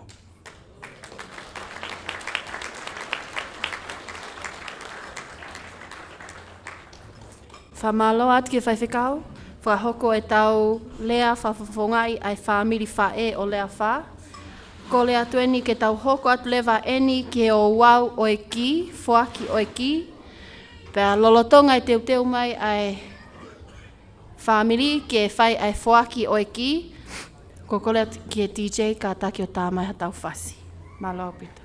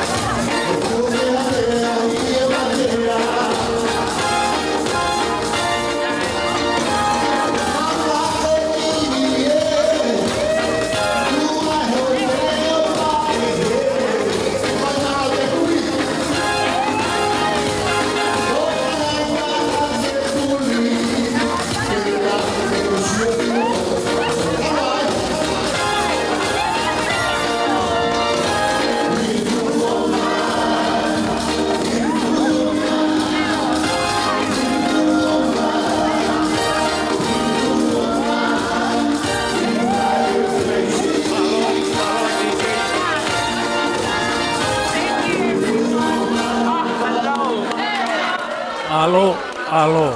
Kore whamore at pe, i o family. Ka ko hiko e api o e tau taimi he taimi e whare. E a whamore at au pito. O hika tau tulturi e tau polkalama. O hina turi ki tau tolu pe a mehe apini. O te ki ai ke vai ua. Whawhetai lahi ki ai ki. Turo ua tuai pe i he ngai tala whakatapu. Ko o siono a whaki. Kaya tā mua ai o whakatatau ki a senita koia o i polokalama o e ahoni. Te tau hoko atu ki he whatongia o e whamiri. Aia koe tahine peftei o e aho. Pea pehe ki e ne tangata eiki, pea mo e ne whine eiki. Ai whoaki o eiki. Te ria na ohanga uia o whakakato atu. Kai tuange mua ki he ongo mātua. Pea pehe ki he tahine o e aho. Ke whai mua hanau whelave aki. O whakatatau ki he mea kua ai he eiki hona o lau maarie. Kou kore, ke tau paspas talitali, ai polo kalama koia o e whaki o e ahoni.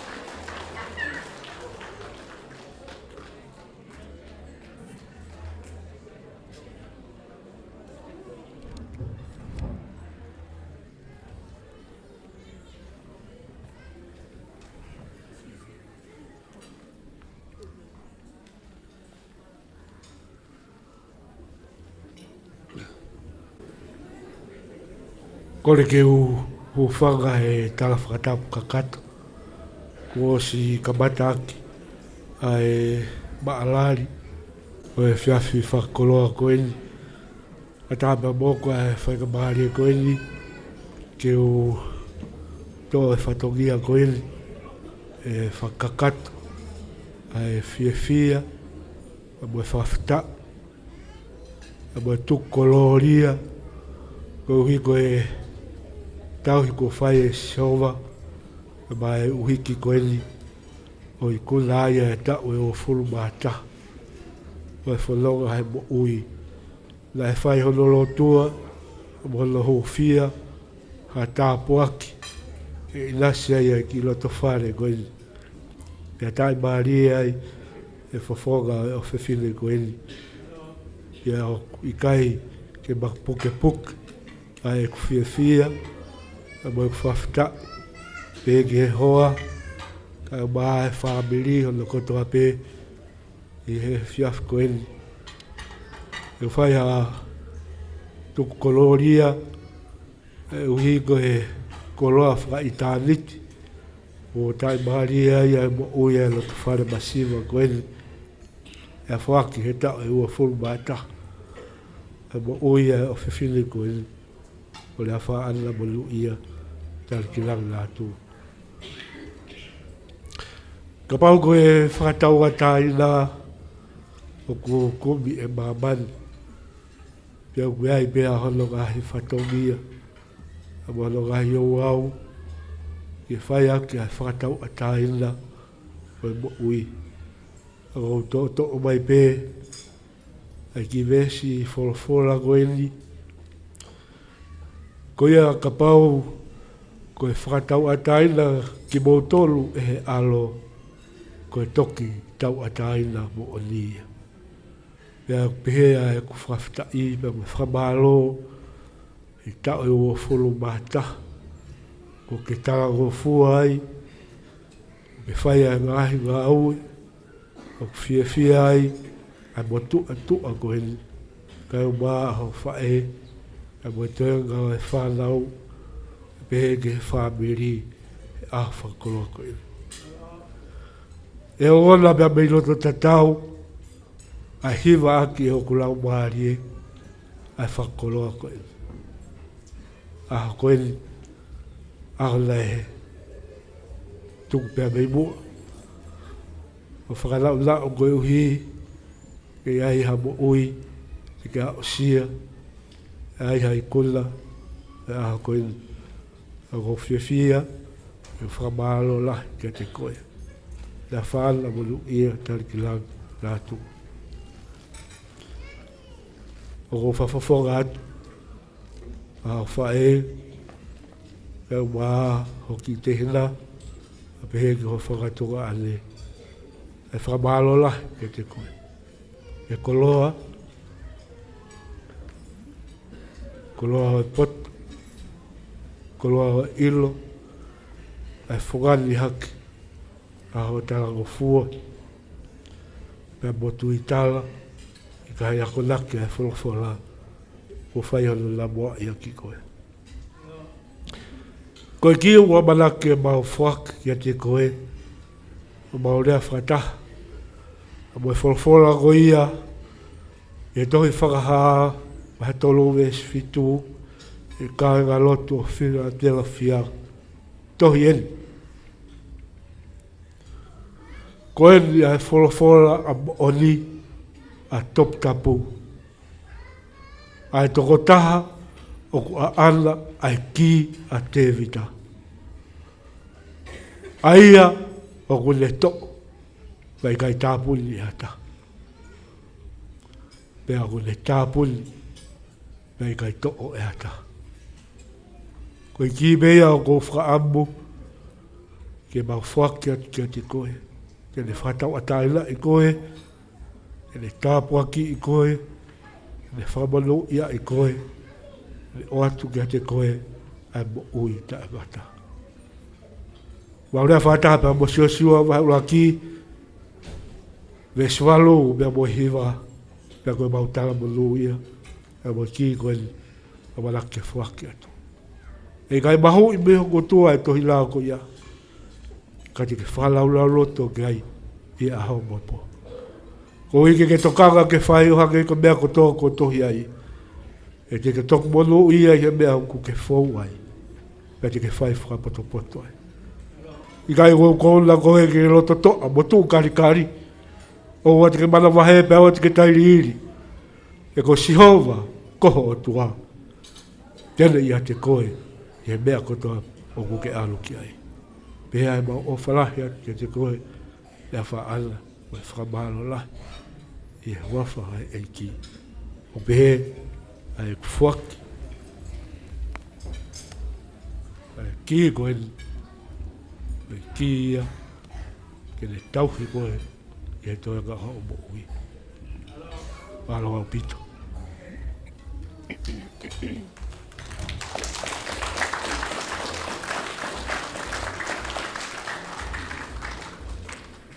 Thank you all. I say my thank you speech much later on in the night, but this speech is in gratitude to the two people in front of me right now. The key that they've offered me is not the key you usually see at your 21st birthday, but to me it's much more special. These two are the perfect role models in my life of how you use what I'm holding right now. And I make a promise to you all, and especially to myself, that this book will be a guidance to my life and to have God centered in all the decisions that I make. I love my parents very, very, very much. There's no words that I can say or actions I can do that will show my love and appreciation for them. But I hope, just as they've been looking after me for the past 21 years in my life, I hope they still continue to guide and teach me the right way to live. And yeah, that's all I want to say for now. I'll speak more much later on, but I hope you all enjoy your night, and thank you very much. Love you all.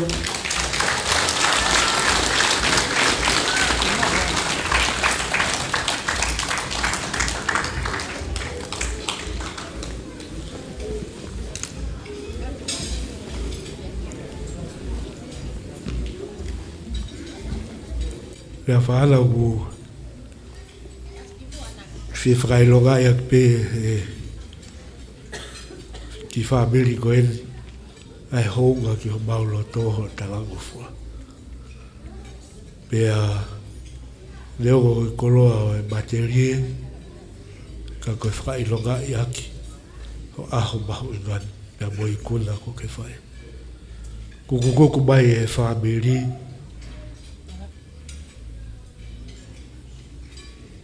ai ki koe o e ki api Na e tuk whakatau i wike kua hiri. E whakamanatu aki o aho mahu inga. E aho koe. E o mawhuaki atuia. E me i ho o whae. E o maaho ki toko tehina. E pehe. I o whakatonga ane.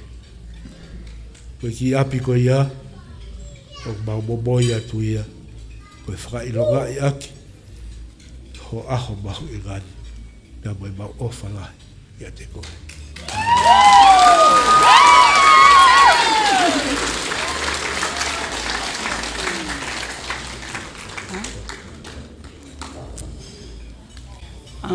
This key,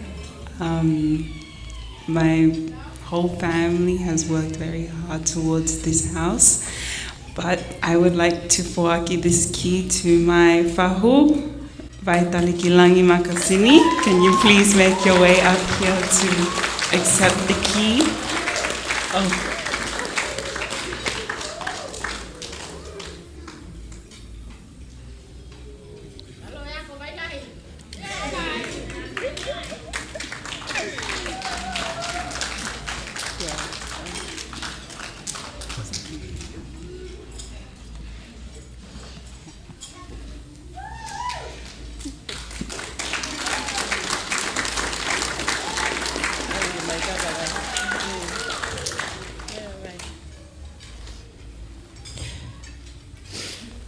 Whatulo atu. Whatapeia ke o tua. O ka ana langi. Mo mamani. Mo e koloa kotoape. Kotoape o ki iai. Pea mo koe, pea moa. Whetai e ofa. Ko tautai maari ai. He aho whakoloa ko eni. Ho eiki. Ha mai whaiwhikau mo hataura eiki. O koutou he aoe o tua he hoa koen. Ke whawhawhangai o kuise pangiti. Santi wat masini. Ka maa whiata mau he krestom. Ka maa si Paula mau he mana makasini. Ka maa sela. Tamutatu. Ka maa te vita whena me lang masero. Se tita koe palomes. Leafa ana Monuia Tali-Ki-Langi. Masiba lea hokutu. Ke whahongai aki. Ai me ite hokulau mari e. He ofa tau matakakan. Ko ke whahoko he ahoko eni. Whataha mo tangata eki eston latu. Ka masi ti taumi. John tau paki. Semi Scott. Ka umamanaki. Ka maho ki teina. Mangana mau he kresi. Koe fuofa koe ni ko tai maria I mo ki lata whare. E kia ke o mau e haofa pehe. O ko whawhetai ke o tua. E ofa ko mo whai. E te angi o ko pāpura mai ko ki whanau. E nofo he whanuan. E si hiki te niti holo. Ka kua mou mea awha mai aki ai fu api mahu inga ko eni. Hau eki ka mai whaiwhikau mua taurai ka mai whamini hana koto. Ke si malo ai moku hoa ka mai se maki whanau. Tau kou ngai a Leafa. Ana Monuia. Ka maa hongo matua. Ka maa whakatunga ne mo ki te hina. Whanok loto I e whamalo atu. I hua whawe eiki. Whatawange ki he otua ke ne whaitapo e kina mai. Ai ofa ko mo whai. Peto e taulo fu mai. Hangahi tāpua ki o e sino. Loto. Lau maari e. Ke mo inasi ai. Pea ke hoko atu. Ai tau nofo whiofo whani. Ke langlangi ia eiki. Malo e ofa. Tua o whatu.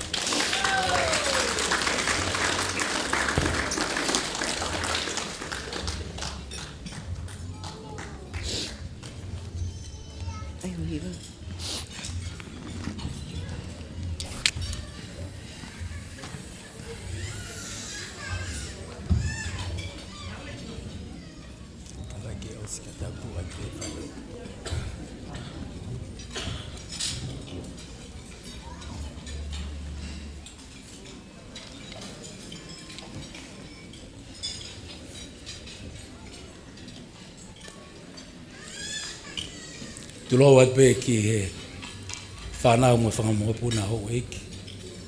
I he tangdai ki whai kau sea o i wahi whanua, sea sua sirana tawa taina o tonga.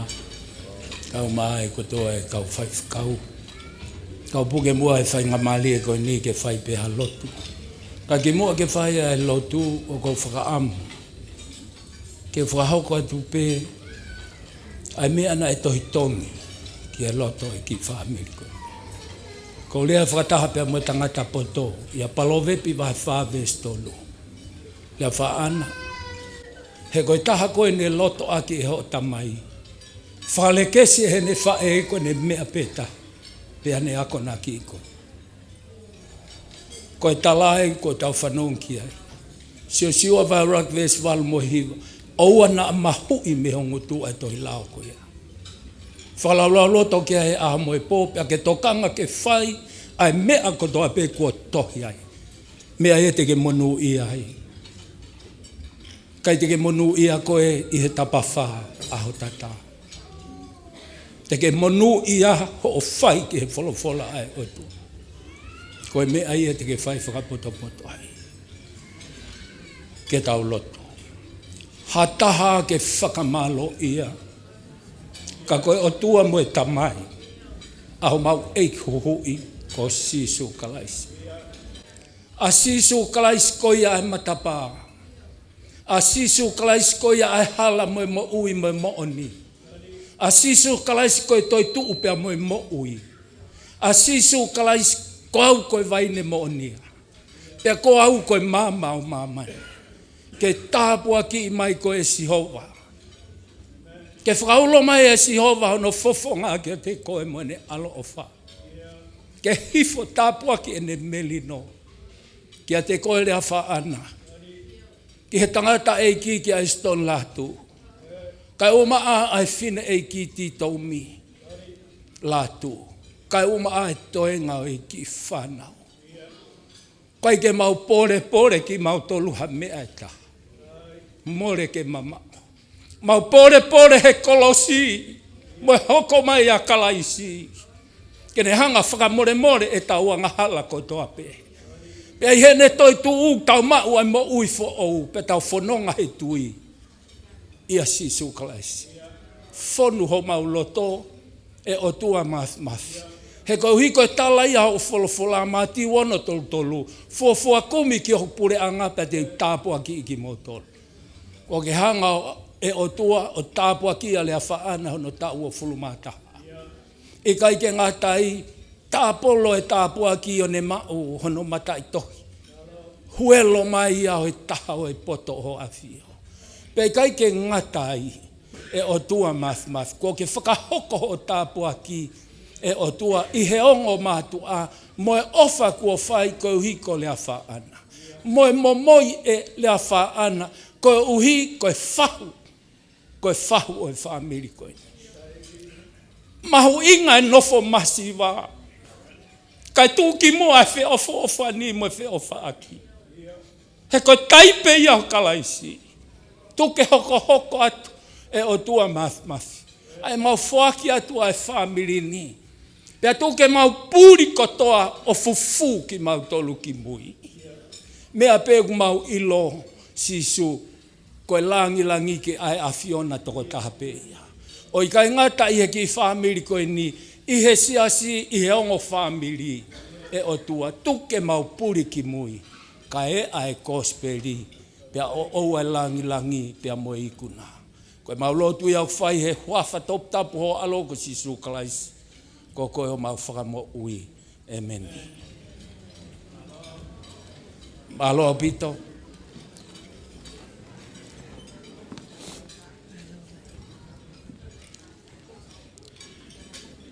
Kore ke tau toi ki paspasi mai mua ke whamiri.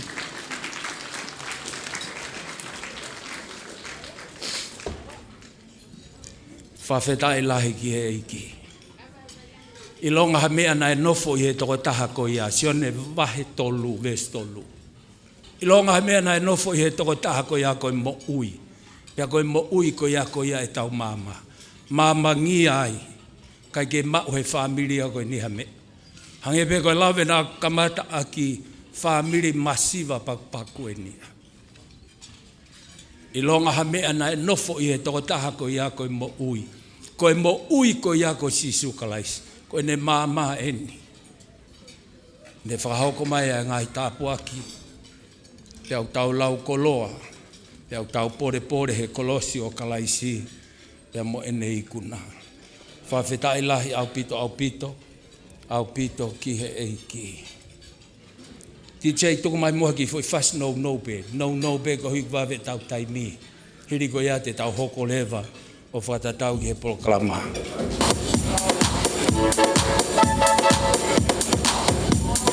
Just. Hiri me ko ni te tau hoko lewa ki he oa hoi te ke mai wha e. Te ahono mai oa o kotoa be. Aloha pito.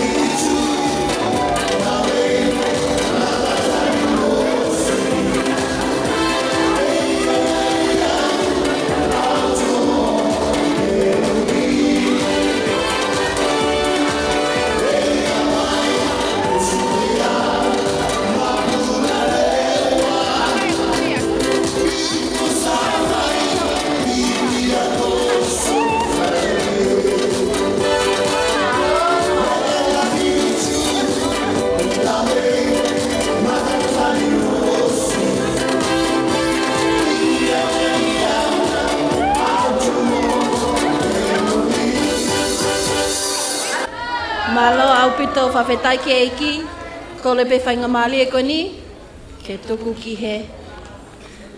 Ai whae a lea whaana ke whakakato ai uwau oi keke.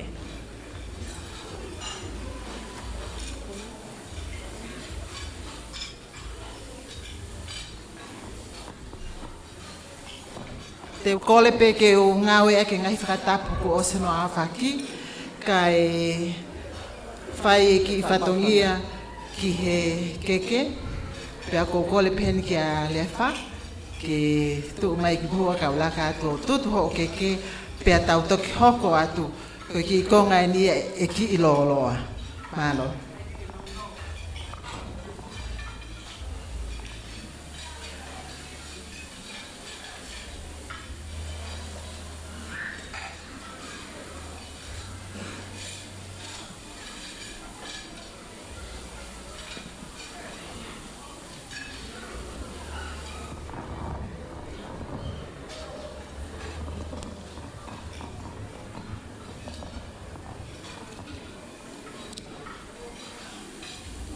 tawa o mai eni ki e o wau koia, o e whamonu ia, o e keke, o e tau o fulu mātaha, e mo i kuna ka whakafa ko whai he e ki, ko i ko e ne kaunanga.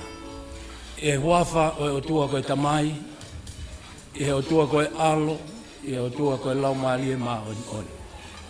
O ko kole, Leafa ana, Monuia Tali-Ki-Langi Latu, Puhi aho o keke. Tau pas whawhetai lahi ki hei ki. Whawhetai lahi ki hei ki. Happy birthday to you. Happy birthday to you. Happy birthday, dear Leafa. Happy birthday to you.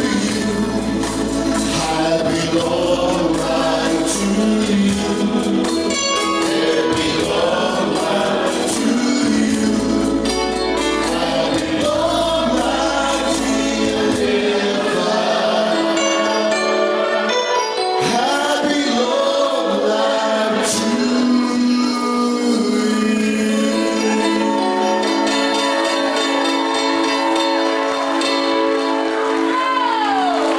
Ko kore ke tau whaiha whakapapa e tolu. Uruaki ke he o tua koia nā ne puke puke. Ai mo ui a Leafa anā wa usia no ta ua taha. Eiki koia ko si suupia mo i kuna ka whakafa. He taha huelo hono ngai ua wha ai ako nā ne whai whakamateketika. Pia ko kore i he huafa si su kalaisi. Hepi hepi! Hono wa ki he hou eiki. Ka uma ai tangata i 5 kau pule o e vahe whonua. Ki he kau tangata i 5 kau ko toa pē. Ka uma ai tahine whahu vai Tali-Ki-Langi. Whawheta i lahi ki eiki. Hepi hepi! Ko hono wha o si ki a te koe pia moau, hongo whamiri. Hepi hepi! Whawheta i lahi ki eiki, te tau hoko atu lewa ki he o wau koia o e ngai whae. Ko taha whoki o ngai o wauni. O whenga mau pēa e whiria ke huai. Ko ia ka pau hei kai ke iai hao fwoi keke. Peko hao ki mea hine hina, peko hao mono mono. O whamai, mau pē loto na ia kalaisi, mau pē ha loto lele. Tau tuange ki ai ngai whae, ke nau whahoko atu i he taimi koe ni. Malo.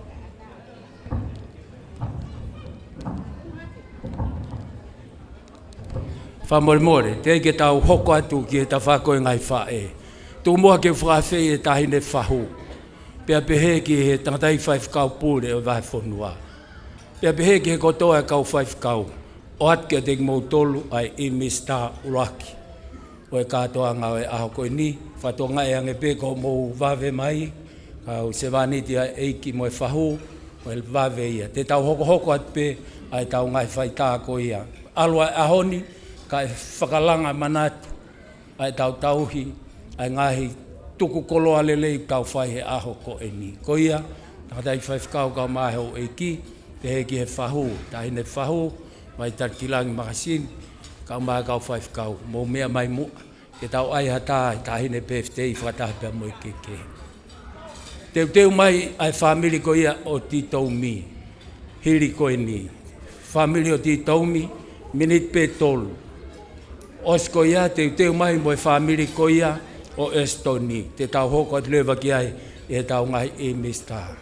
Whamoremore ko hui ko tau taimiu polokalama ai whaleni. E kua pau ke tau turituri pe ke tau whakakato ai ngahi.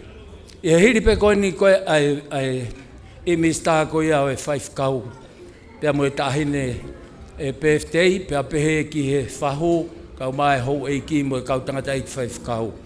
Te tau hoko atu ai pē ki he tā ko ia ai whamoremore, ai whamiri, ai tamai mo e whae, pea pehe ki he ki whanau, pea mo e aho koe ni.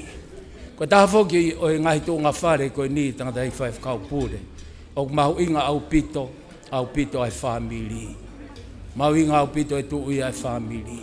E au tau whia lahi au pito ki he eiki. Me mai e hau eiki ka mai tangata ki whai whakau ko ia. Kore at peke kau whai whakau mo tu mai tawha aki. Tawha aki ko higi mo asikotoa pe I he keke o e tahine pe ftei o e ahon. Whawheta e lahi ki e ki.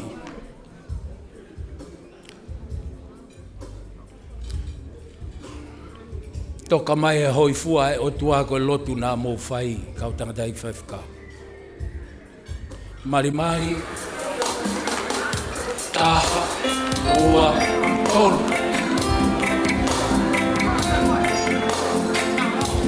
Whawheta e lahi ki e ki. Whai amari ko ni kore ate o mātua, e ke whanau. Whamuremore ate whai whakau pure te amo hau e ki, e ke whahu. O ki mea pena mo tahi reke tau tāwhata. Te amo e whamiri. Awa te tiweti.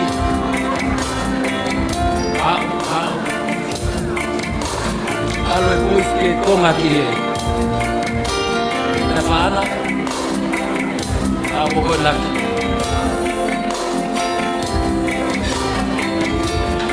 Kono ki mua ki a paka. E maa kotoa.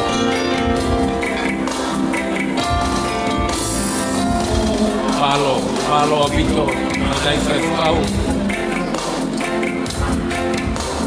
O toki ilo tanga dai whai whakau whakatou mao koe. Mao koe pia me he kainga mi tala whoko. Pia mao whoko koe, o whine eiti a koe te a tau tolu ia. Me he mai koni utoa. Kore ata, hiri pe koe ni te mai ai whamiri koe a titau mi.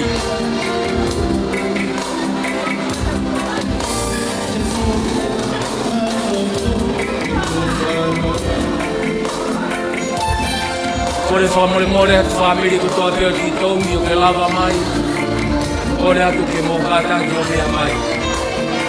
Ai nia ko e ni.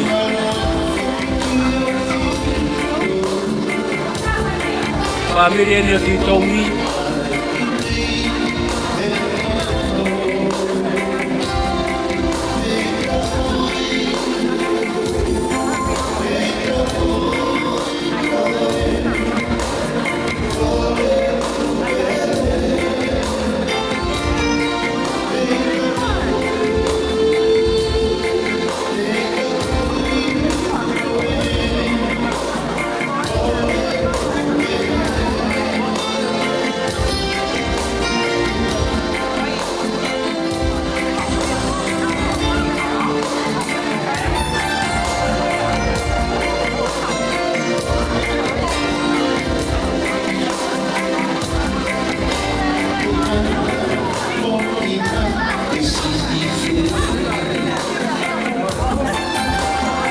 Ta pe ala loia ke whano whoki ai.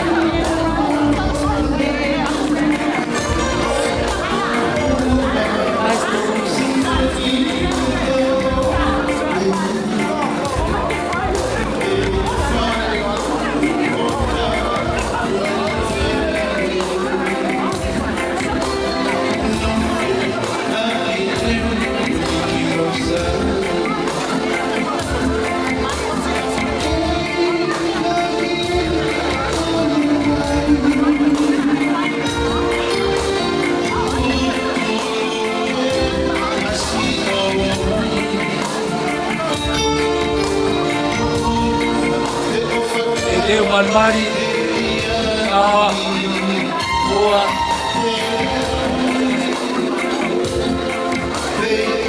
Tolu, Awa, Aosi, Boa, Tolu, Aro Pito. E whainga Mari e koe ni, whainga Mari e koe ni Moimoi. Koko mai mua e whai whakau. Moimoi atu dai whai whakau. Ka mo ki kainga lotu koe ni. Ki kainga lotu koe ni, wahenga koe whai whakau, mea mau whai mau. Mea bengi e se tuataka koe tangata iki ea. Ai tahirenga whai aho e ahon. Is that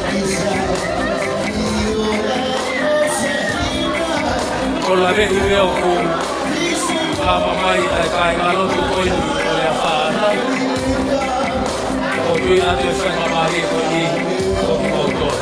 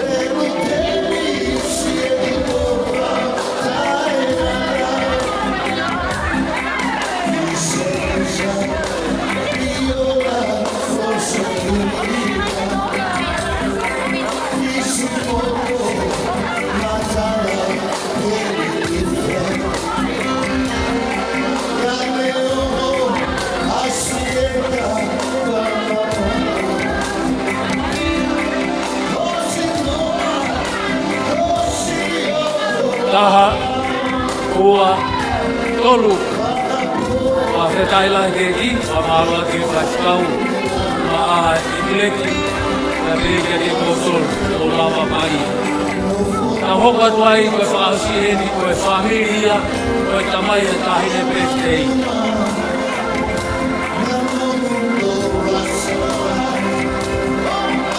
Kataki mai, familia ni o e tamai, Eston latu, koe na ke lava mai pe ai. E tamai moe whae koia a Estoni, o mo kaini eni.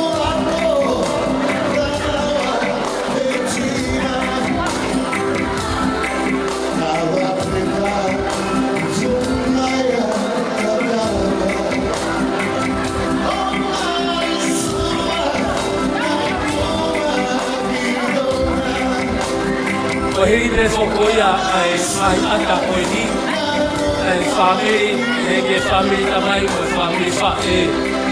Te tau hoko atu ai pe, ki e whamiri te ua ki. Aia koe whaava o e tau, whakawhiawhia o e pō koe ni, e whaava pe ia, e tahine whahu.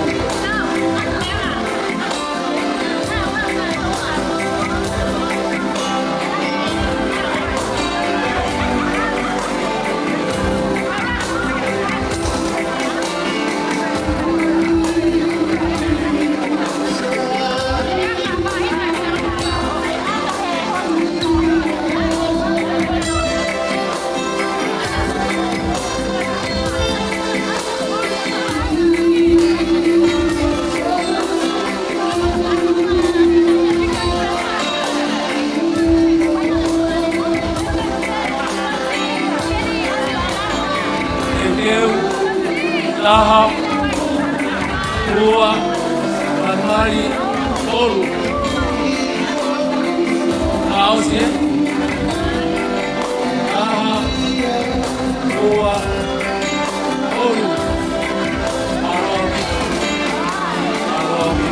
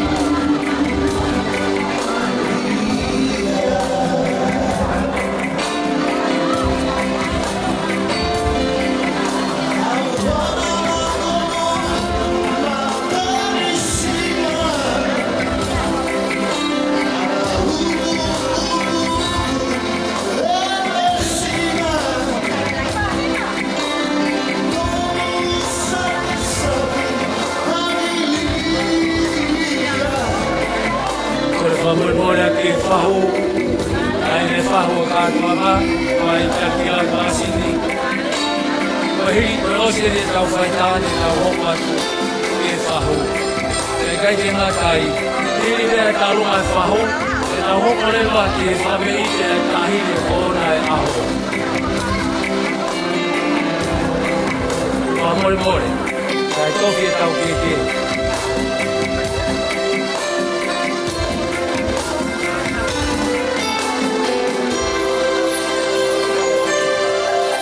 Can my friends please make it to the front for photos?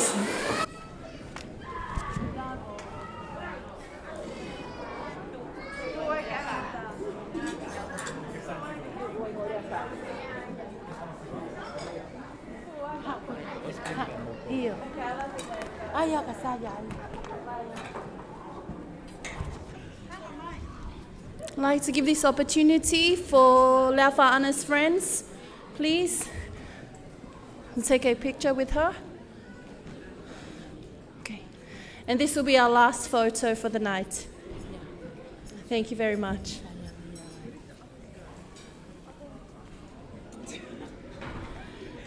Ka tak wha mole mole. Ko hiripe lai I ata koini, te tau hoko at lewa ki he whakakato ai whatongia ai ngai whae a Leafa Anna ki o wau oi keke. Maloa pita.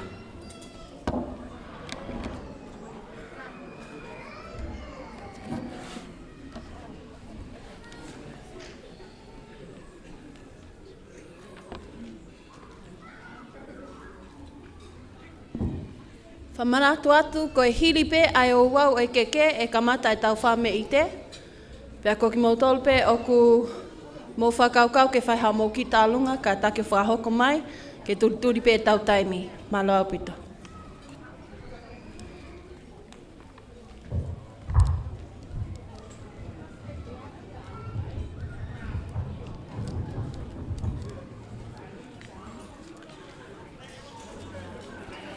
Te ukole ke whakatapo ki he tolu tahai o tua, o kune awhio I ho tau rototonga.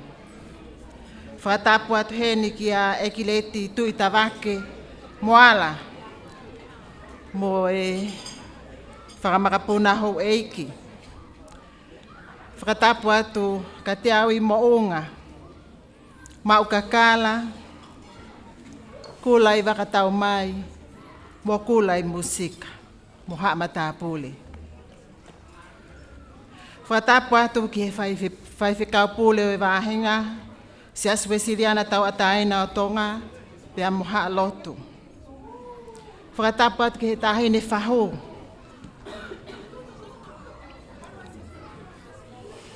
O Leafa Anna Monuia Tali-Ki-Langi Latu.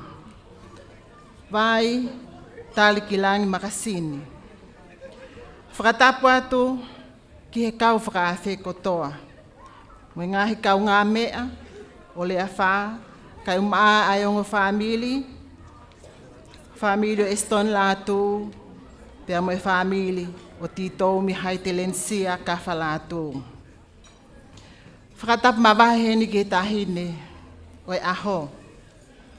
Leafa Anna Monuia Tali-Ki-Langi Latu.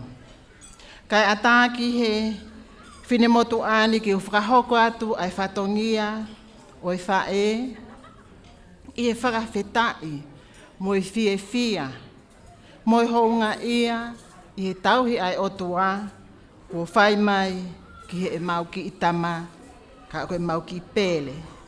Leafa Anna Monuia Tali-Ki-Langi Latu. O ne au sia lele iai hono tau o ngofulu mātaha. Pea mo I tāpua ki I he ikuna, o whenga whakaata mai, o lava lele iai, hono mata itohi, I he malae, o e ekonomika, I he ngahi makama o lunga au pito. Ki mua, ke uhoko atu ko ukole whakamole mole atu. Na angali, ko whai hatala laku, pia pole, mole ke mamau. Ko e ofa pe mo e fia, I he ikuna ko whai I he eiki, I he moui, e mau ki itama, Leafa ana Monuia Tali-Ki-Langi Latu. Ki mua pa whakahoko atu e whatongia. Tupe mua ki whakahoko atu e whine motu ani. Tahin ki whine motu a whai whatongia, a titoumi, hai te lensia, ka whalatu. Koe whine eiki a titoumi, pe koe kui a Leafa, ko tupou kulukulu tea, a manaki whili moe hala, kafa. Ko hoku mehektanga lahi ia. Ko hoku hingoa, ko mere te usivi a manaki, whili moe hala. Ko e kulele mai, a eku tangata eiki me niwa fo o. Sa ia pe a titoumi hai te lensia, ke kumi ki he kau niwa. Pea ko eku whine eiki, ko ene lele mai ana me haapai. Ko e talo e mui folau mai ene kui, ia tau whaahau, i o mai o tau i ai meli doi tonga tapu, o ikuna, pea nofo ai pe, he halatu i kolo fo'ou, whaliki aki a kolo motua, ke malu i a tupo uluaki. Pea mau hoko ai pe ki mau tolu, whangamapuna, ke whaifatongia, ke hiko vewe i he halatu i kolo fo'ou.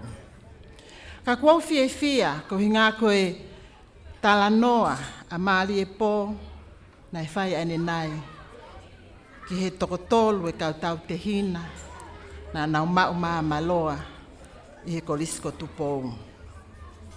Pea whakawhetai, whai whikau pūle ko tok lawe i ene he ahoni hotakainga. Lahi pe a Samuela Mao, whikaua ki ai a tali ai, tupu me ai e whine motu ani, hene le tali ai. Nei ai hono foha, ho tali ai pepa, nei ai hono ngotua whiwhine. Koe lahi taha ko mele naite, koe kuia a mele naite tangi. Pea koe si ai ko akanese, nei mali ia, ki folaha, pea motolo, koe kuia e kuwhine eiki. Whakawhiawhia, he koe kātoanga pe a whanili, tau hokosia he e whiawhini. Pea kou lau monu, mo lau tāpu aki, ke whakahoko atu ai whatongia koe ni, ai si iwha e i he whiawhini. Koe uluaki e whatongia, me whakaha atu, ai wala, a Leafa ana Monuia Tali-Ki-Langi Latu. Koe si lalanga peni, si ene whine eiki. Neongo e taulahi, ene i Australiani, na i heni pe klasifitu pe kuin salote bane i heni. Kako ene si ene lalanga pe, ai wala, o ene tama. Mahalo koe tau aki ene ua, mahalo pe tolu, ene lalanga. Tai tok ospe ane po, kai whakawhetai. Kua o mai ki he ahoni, ko lava lele e tō anga ai whae koe ni. Koe wala, o Leafa ana Monuia Tali-Ki-Langi Latu. Koe maopo whatuwha, efu whatuwha, ki e tonga whatuwha, pe whamolu aki, ai whatu wano. Koe ua e whatongia, koe whakaha atu ai nofoanga o Leafa ana Monuia Tali-Ki-Langi Latu. Koe ola pēni si ngā ue ni whae, koe nes tutuku. O whai aki, a hono whakatau, ai nofoanga si ene tama. Koe whala e hongo fulu. Koe whala pāongo tō noa e taha. Whala fihu tō noa e taha. Whala fihu ua noa e taha. Me whala pāongo ua noa e fitu. Pea whakamolu aki ai whātu wālu. Koe whatongia hono whā, te tau hoko atu ki he keke.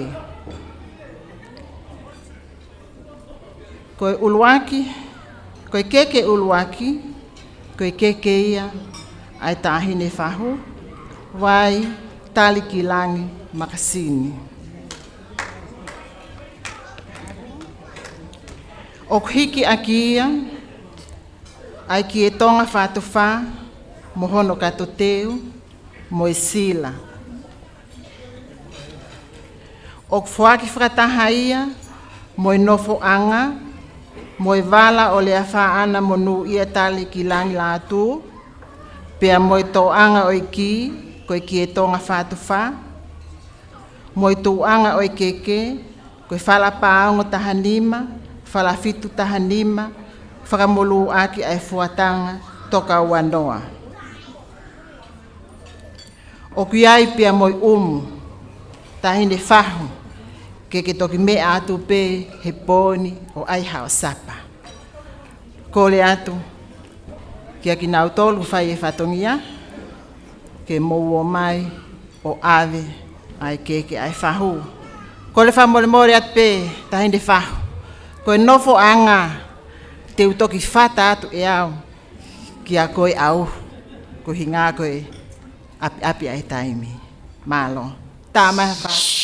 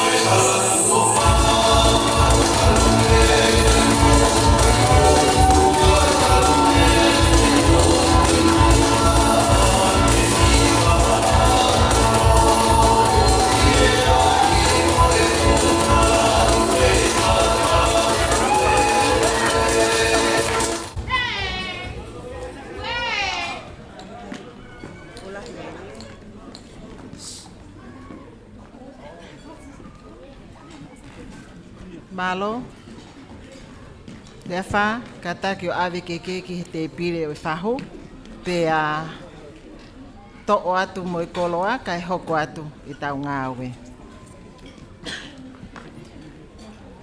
Mo ave, paki tua. Koloa. Oh, ka ave do.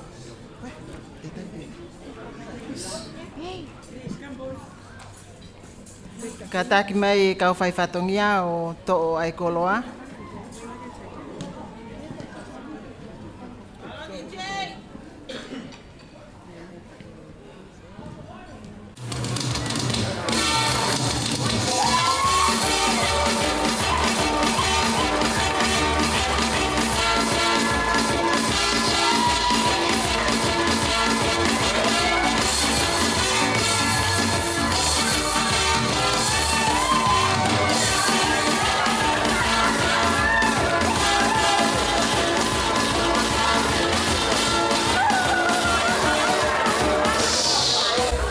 Malo koe keke hono ua, koe keke ia ai whai te kaupule o wahi whonua, se asuesiriana tau ataina tonga, whai whikau kolot mau, o toa kia, ai ki e tonga whātuwha, mono kato teu, me sila pāngai tolu ase, whalafi uto noa, whamolo aki ai whātuwalu, mo mono mono, e tolu, pea mono umu.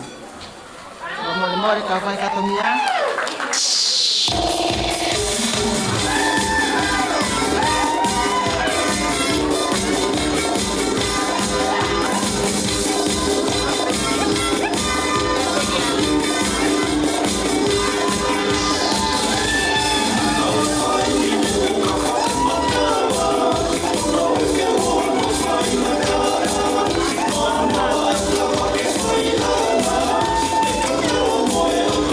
Yeah.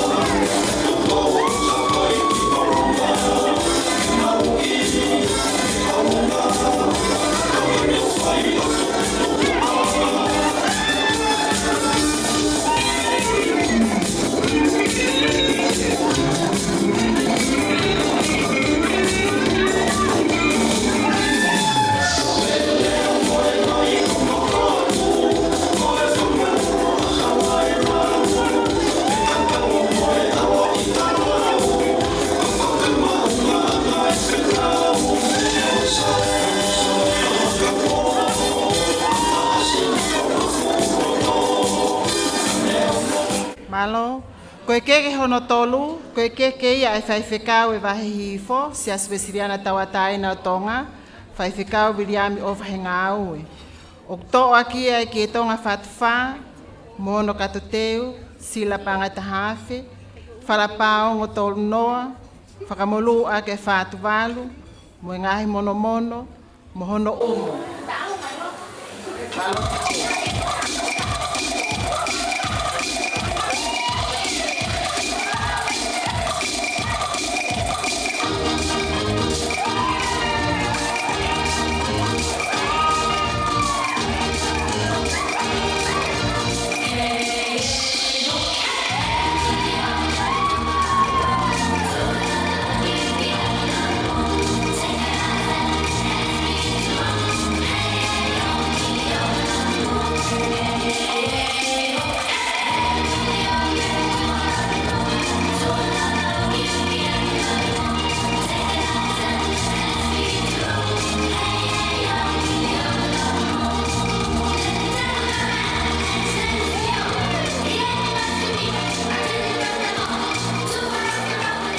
Malo, koe keke hono whaa mo keke whakaosi whakalagi-langi, koe keke ia ai hou eiki o i siasi o kau ki ai a Leafa, e ki leti tu i tawake moala o loto kolomotu a.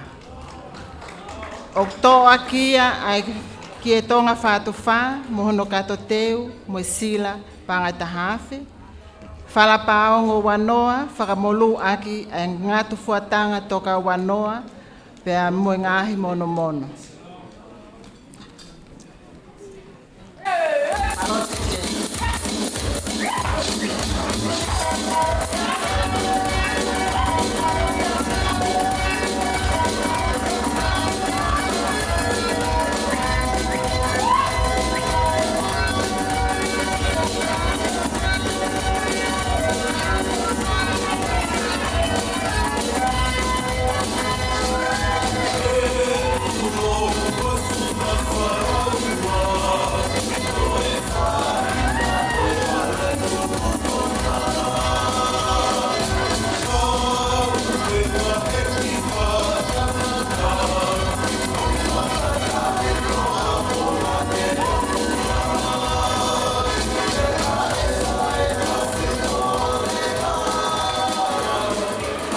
Malo, koe whatongia hono whaa, koe ngahi mea ofa, i he hounga ia, he ngahi ngau e whakalau maari e kotoa ko tai maari ai, a Leafa ana Monuia Tali-Ki-Langi Latu.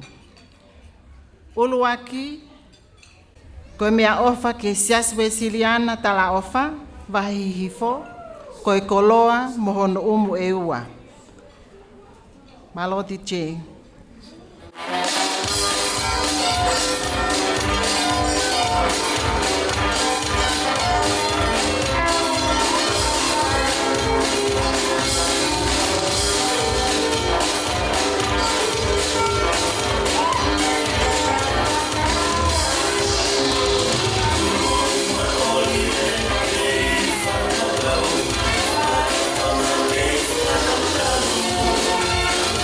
Hello.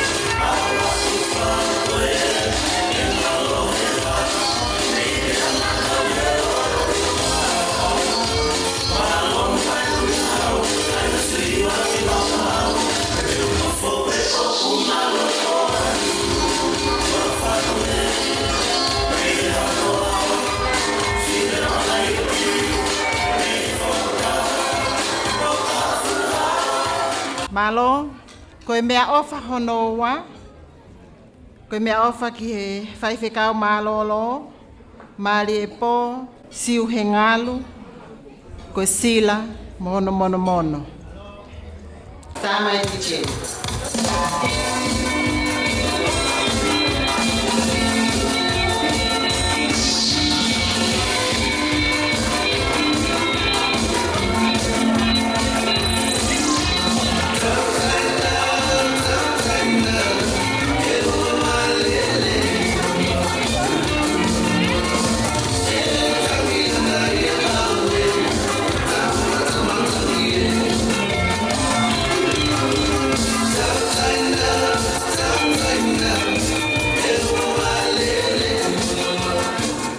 Koe mea ofa hono tolu, koe mea ofa ma whaiwhekau sione tiwe ti makasini, me sias vesiriana tawa taina i Amerika, koe sila, mono mono mono.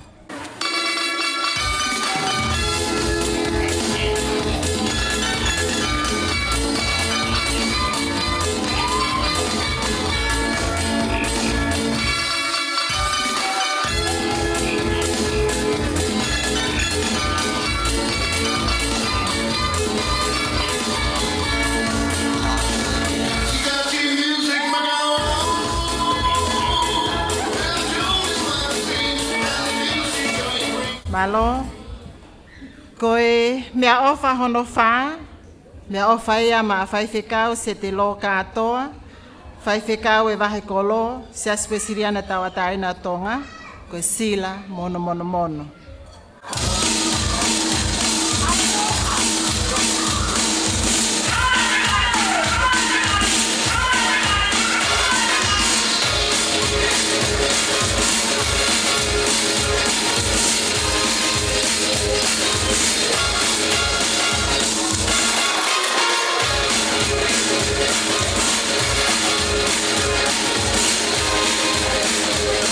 Malo,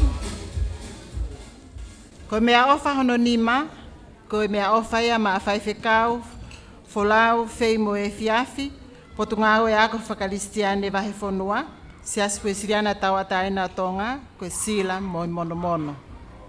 Malo.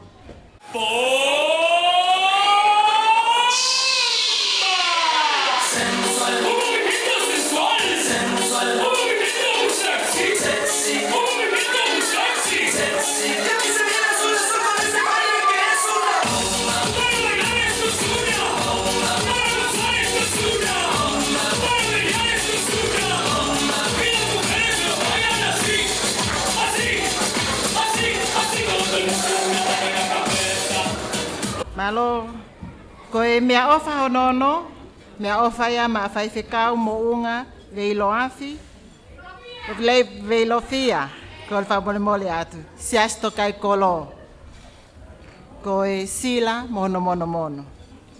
Malo.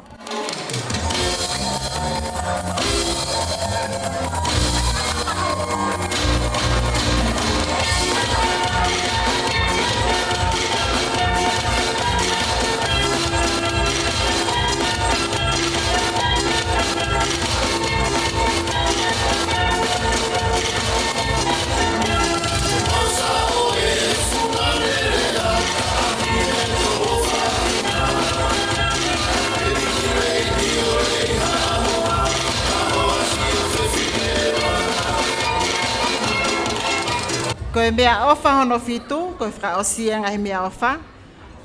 Mea ofa ia ki a whaiwhekau se smon kafa, me whiohi anga moi eiki i he lau maalie moi mooni. Kono sila moi mono mono. Maloko DJ.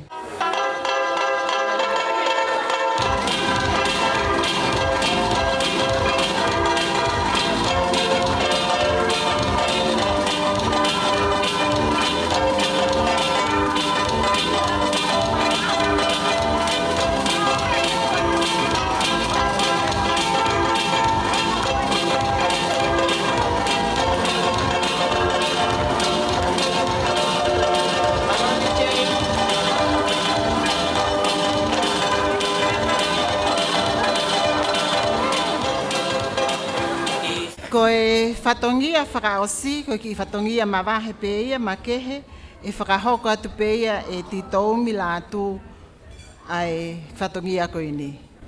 Malo titoumi. Tulo atu, ufanga pe tala whakatapu o seno whai, kai whakakata te ki whatongia makehe koe ni. Koe whatongia koe ni, koe ki koloa, koe whakalangi pe, ma ai tangata eki whai whekau, se misi, Scotty Kalaway Latu. Whala paongo fute wanoa, awhi aki e launima, na mohono whamolu ake whiwhat wha. Iai mono kato teu, ta pēwhoki ki hono ngahi mea papalangi. Koe hinga e ku whie whakahohaasi e ki patongia koe ni, he mahu inga ia, ke tahine PFT o e aho koe ni. Nai kai ke me ia umai ki aho koe ni, ka koe tangata e ki koe ni, pa mohono ki whaamiri. Nai hao e ni tangata e ki a lea wha, kumiha mama i whanua koe ni, anai o mia, hono whaamiri, o whai ene ako, anai mama o successful ia. Scott Latu, Carolina, Moimoi Tali-Ki-Langi, he tia Suriet. Ko mau ofa ai ka te koe, mo ki whaamiri. Kai ngalo e kuhili ia, mo historia e whanonga. Ka pana i kai homo karuse whai, homo ki whaamiri. Ke mawai he tangata eiki o lea wha, ai mama. Ke ne ako iai e ne whanau. Ako iai pa mo society na iai. Pa pēwho ke whamili. He kai ke tau whia he aho koe ni. Ka ko iai ki whakalangi koe ni he aho ni. Si ipe ki mea ia koe ni. Whahonga ia ai ofa na mowhai. He ange mai. Na iai ha koloa la ia whiwhine koe ni. Ai whae koe ni pa mono ki whamiri. Ka honga. Ai ofa ki whamiri. Pai whikau se mi Scott Latu. Ofa atu. Tua whai.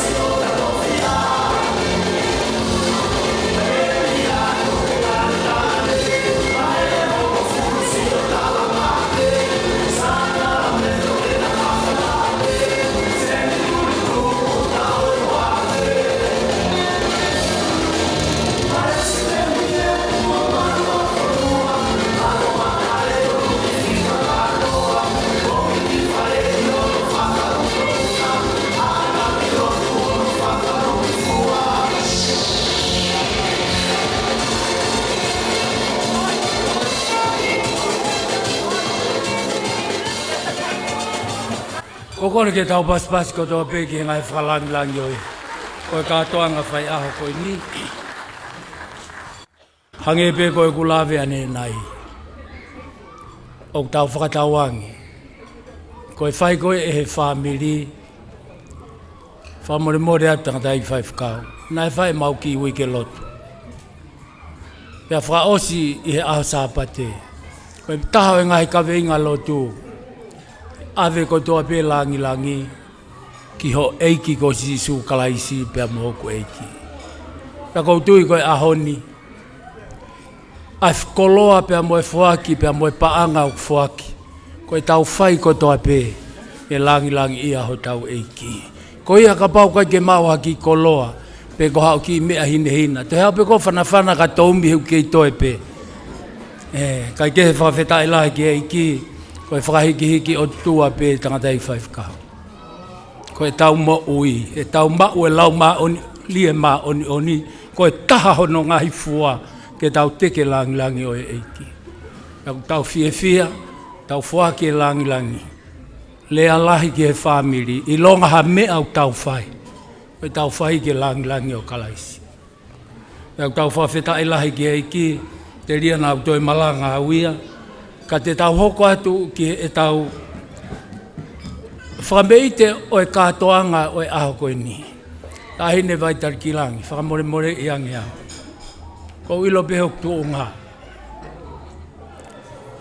Nakai to tonu ke ule a hauia. Ko vai Tali-Ki-Langi si i pena te tonu ke lea. Ako hui ko ksio ke polo kalama. Te ria na no we taimi. Pea mo to ohi ene lea. Pea ko hui ngai a ko whaatoi tu mai ai. Ka ke whakamore na ko ngutu tamulea. Ki whamiri masiva en kau taha peo mau tō whewhine. Whawheta i lahi ki e ki. Tau whai e mea ko toa pe ko hui ko e kosperi. Vai Tali-Ki-Langi. Tō pe ke ure atu ke whai whekau. Ti oeti. Ko koe te ke whaka me ite. Tawhi mala e he ahoni. Ange whai ngata a koe. E whai ngata a koe. Kai ke. Ko kore atu pe ke tau to pe. Pea ka paulewa e tu uat e tau ngai tau lunga. Koloa pe. Ko hi ke tau whakakato e whatongia o e aho koe ni. Hiri pe tau lunga e whahu kone mau pe ko tau kamataya. Whahawa ho tau whanga. Ko hi ka tau whai e whakawhiawhia ke langi ho tau eiki. Tau whawheta i lahi ai ki eiki. Hiri pe ko ia. Hiri pe ai whameite ai whahu. Te tau hoko lewa ki he tahine tau o lunga ko ia o e aho ni. Lea wha ana Monuia Tali-Ki-Langi Latu. Te tau hoko lewa ki a hiri pe ko ia. E ho eiki kai umaa ai tangatai ki whaif kaupure. E whai atu he whangata mai. O ki mau tō lugu mau toko ono. Toko ono i ngai tamai taha peo mau tō whewhine whakamore o vai Tali-Ki-Langi. Pako mau tolu e ngai tamai te mau hoko atu lewa i ai. Koe ongo lalahi koe ia te au, koe ke iheni ia. Nai Amerika loua, pe na poaki mai. Na amanak pete na iheni, kau kai ke na iheni. Ka koe uhi te mau ko whaos, wholau kovi, latu, sion tau paki latu, pea moe ui tau, ko please peini latu. Koe lahia ia te au, pea ko no hoain hen, mo no foha lahi, pea pehe ki ono ofefine, toko ua pe. O nau iheni nau tono. Pea ma uhoa ia ki lei mātua. O tui kai ke pūri ia te tau tono. E whakahoko atu lewa, ai talunga koe ai whakatamai. Hoko ai au, pea hiri pe au, pea koe sisi iheni a te au i mo unga. Aina ne whai rea tari o e ahoni. Kai ke, e hoko atu, kone ospe fo i talunga koe ai tolu koe. A taha lewa e whangaia. Kau ki ai hau fia. Whawheta i ki he eiki, pia ka pau kui kai, whawheta i ki he eiki. He mea kotoa pe. Kai ke, ki he whahu, whaifkau, ko mou mahu pe, pia mou lava mai lewa ki mou tolu ki he ahoni. Tau whengai pene tau tolu e sirina Amerika ki os katoa mai he whiawhin. Whawheta i lai ki he eiki.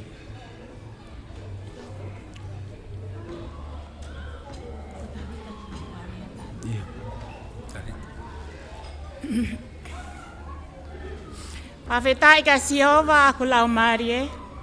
Pea moia ko tōpe uki te au. Whawhetai ko hua whamaonioni. Tulau behe, mo tala whakatapu whonua, mo lotu. Kau hala pālawi atu ke whakahoko whatongia he pōni. Whamole na mo ekea, pe kai whine mo tua koe ni.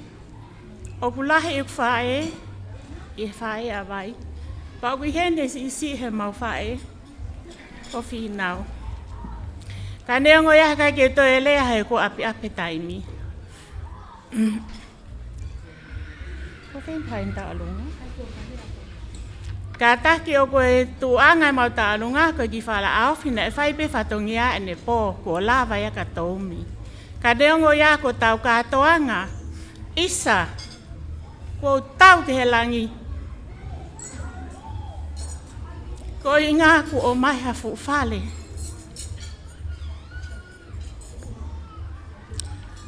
Ia taim ko lere mai me Amerika. O kui ai peha api. Teu si hu fia. Whamalo e ka toumi ki he ofa. Mu fua ka vau ne whai. Ko ta alunga ko e niu whakahoko atu. Ko ki tuanga e. Ko hono wala ko taha mano. Ko tuanga pa mo taha mano. Ka taki pe e whaki pe ia mati toumi. Ma aloho o wha. Aloho tokai. O kuai mohono teki. Kono teki koe paanga e uafi Amerika. E whoaki pe ia matahin birthday. Hange ko whakawhetai. Malo mo sihova ke au sia e aha koe ni. Koe maka mai le ni. Ai me ai ua. Uluaki. Kone au sia no ta ua taha. Ua ki ai koe wheinga nane whai. Nei kai ke whai ngofua. Koe whei lau lahi na e whakahoko. Ka neongo ia. O kui kai ko lea whaape. Tau whaamalo ke hongo mātua. Whaamalo ke kau whai whekau. Whaamalo ke taha kotoa pe kāinga. Kawa iau. Neongo kai ke ilo iau ia. Ko kui ngoa ko tārita mahanga. Ko gulere mai mi harapuke puke. Tōka ta wakwhai ana. Ka koe whae, koe hauia me vaisi o ata ko niu tōua. Mo e maka mi misi. Koe uhinga ia e kulawe ka Scotty mo Estoni. Ka neongo ia ka inga mo whae more ia. Nā kusi tōtu a e ku mawhana. Ka koe ku tuu pe ke whae whatongi e whahu. O ku iai mo e mau teu mi mui ka koe sio ke taimi ko api api. Ka neongo ia whae pe ai whatongi e whahu. Ke lawai. O sina whakahoko. Ka takta mea, ka kumuma o no whasi, o mbia ki loto.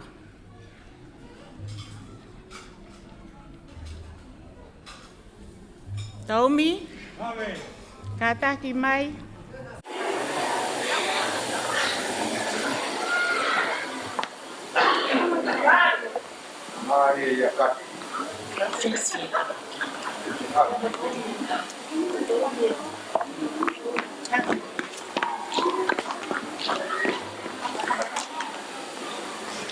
Hola. Taumi, kata pe ke whaku mai sila. Mono tu anga.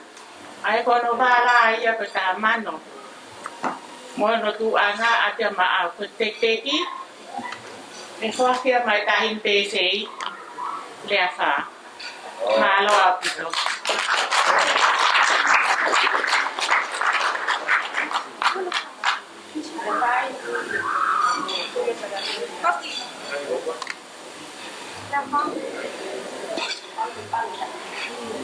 Whawhitai kai ki eiki, koe ki pēne o whaikau pēr mo whahu. Ne whahoko atu ai talonga whaapa ko ia o e kātoa ngau e pōni. Whawhitai la. Ko rea tongi to oena tukita whaki ka tau ata.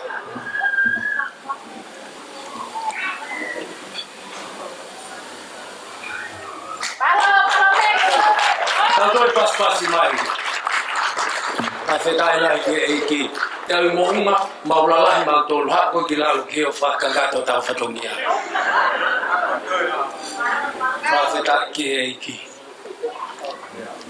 Mau pe DJ tuku mai, te peo mai ai whamei te onoa.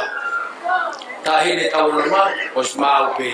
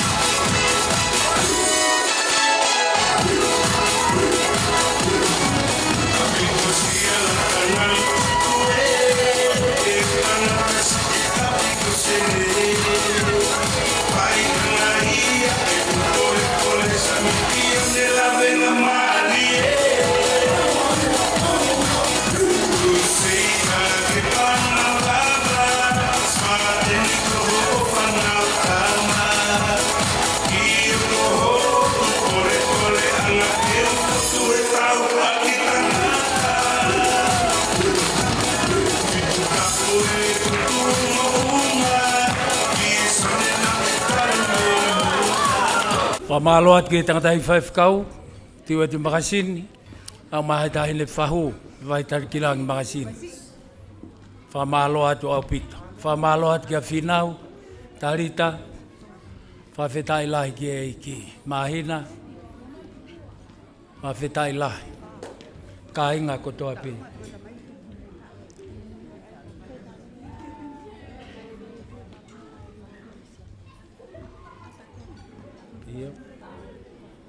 Te tahoko atu ai pē ki he tahine pēwhte i oi aho, tēne whahoko atu eia ene whiawhia, mo ene whawhetai ki e ki i he ene haka atu i he taim koe ni. O ene mau pē, tau hoko le maa. Malo, hoko atai pē whai whatongia, ke whakaha atu ai tau olunga ai tahine pēwhtei. Ko le atu ki he tahine pēwhtei ke laka ki loto.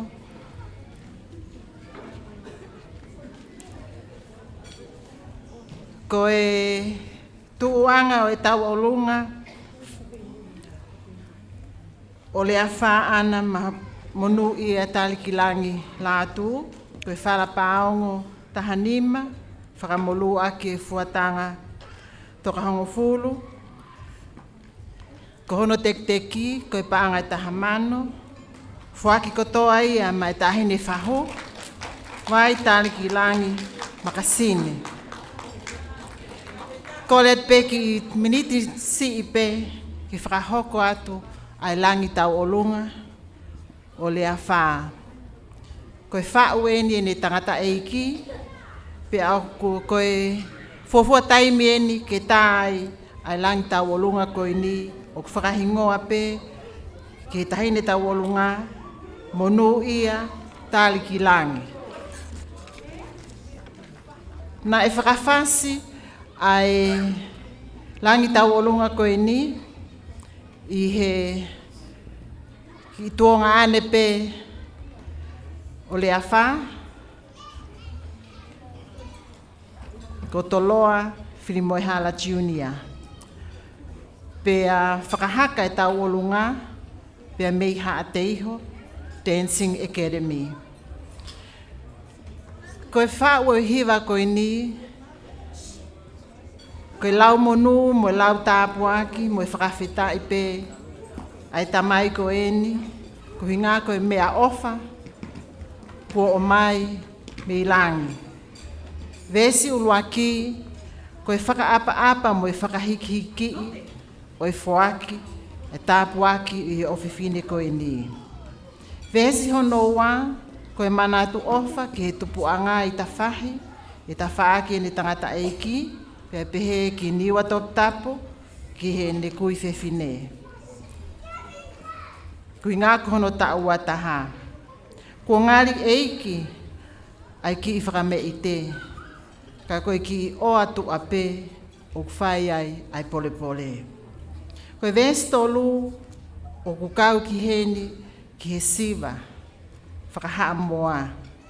He kohono hingoa, le a wha, koe tuku whakaholo ia, me i haa moa. Ka koe na moa, me i tala fo o, pe a muha a te iho. Koe vesi hono wha, koe whakalaulau noa pe, se ne tamai, i he taanga koe ki hono o whiwhine. Kau ki ai a tāling hapa, pia mo e whakailonga ako, wone i kuna, i ahoni. Hange ko ia na mo mea ki ai, ko Bachelor of Economics with distinctions. Me University o Teknolosia o Sene. Ko tau, ka atoa ia. Ko ahoni, ke tau whakame i te ai. Tamaiki mo i kāinga, me sila pelua, funga whaua, kai maa tala mea fo ou, pe pehe ki ongo niwa ko tau whasi eni. Malo.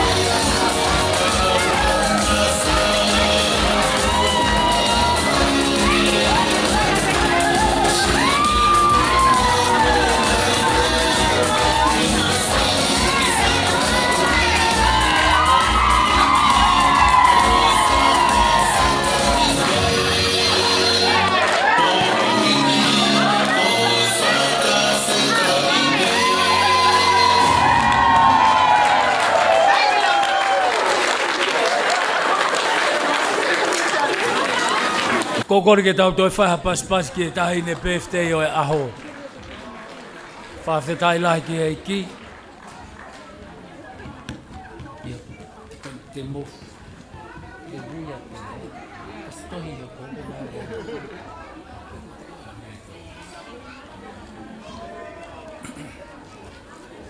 Whamoremore ko hi o kia e ngai whame ite tok whakahoko mai. Ka kokore at pe ko hi ke tau mui mua ki he mea koe te whakahoko atu. Ko hi ko si whakahoko mai ko si ai e ungai ta lunga ia o mao.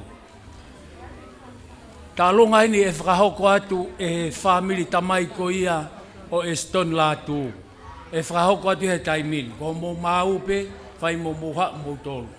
Te tau hoko atu ki ai, hiri ko ia te tau hoko atu. Ki tau lunga, whame ite ai family whae ko titou mi. Os ko ia, whika tolu mai ki ai, ai tau lunga ko ia, ai whai whakau pia mo siasi. Ai o siasi ai e tahine birthday o ahoni. Te tau hoko atu mi ai, ki he tau lunga ai family whae ko ia Estoni. Pia hiri ko ia, e tau lunga ai family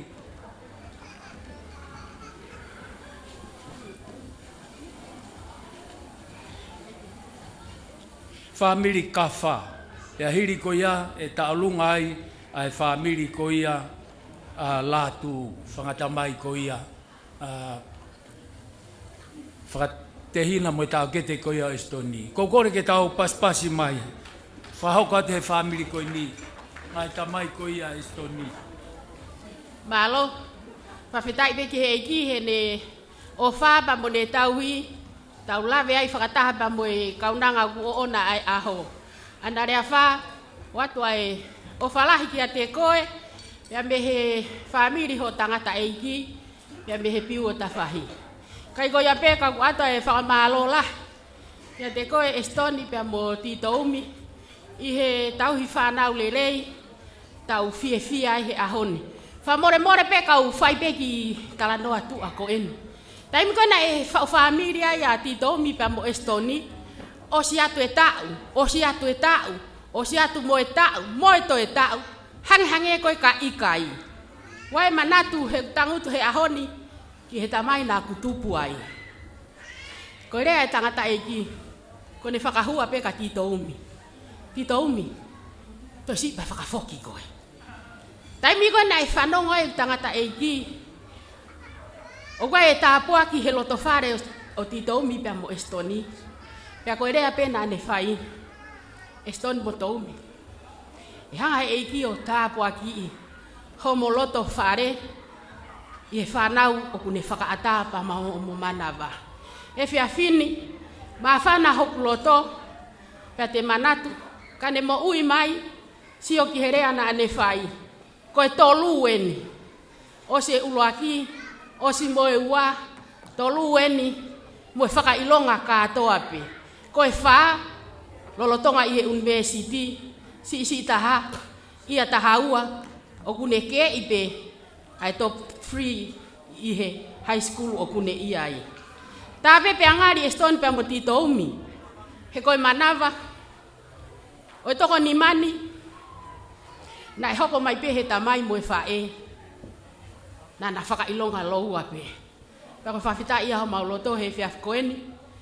Ke kau whakataha pia momoua, kai pe he ki kau na ngā, he ne talango fua, pia moe lava mea he ako, o tau fie ai he aha koeni. Ko ki tālunga koeni, ko tālunga ia, ai whamiri tamai a Estoni. Pia te whakahoko atu pe au. Ko kuingo ako mela ia vaea. O kulahi tangata eki a Estoni, i he tangata eki. Pea koe winga ia tu he hoa koeni. Tu ngā whare kuia i tangata eki, o kuheni, ai whine motua lahi taha, he tu ngā whare kuia i tangata eki, kua hano whangamokopuna heni. Ai mono whangamokopuna i whine motua hoko, pea koe motua CCE, o kuia i ahono whakafofonga he loto whareni. Pea pehe foki a te au, pea koe ai pa mo kuongo fisi ngā aue, o kumau kau whakataha mo ki naua he ahoni. Koe whakaafe atu pēnia, ki a koe kotoa pē ta whahi o tau i he loto whareni. O ke fie kau mai, Mea mai ke tau taolunga, ka pau ke fie kau mai. Pe ko koe, na ke kau ngā whewhine pe kau ngā tangata ki ta whahi.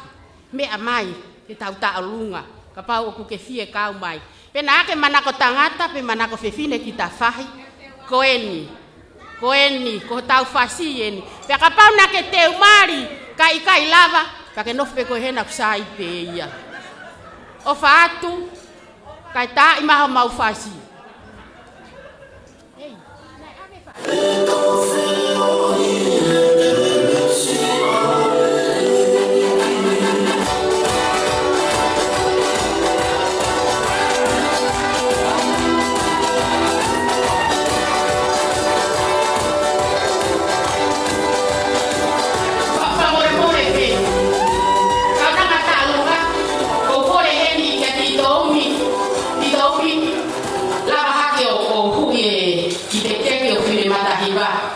Malo ti do mi tau whanau tau fie ai.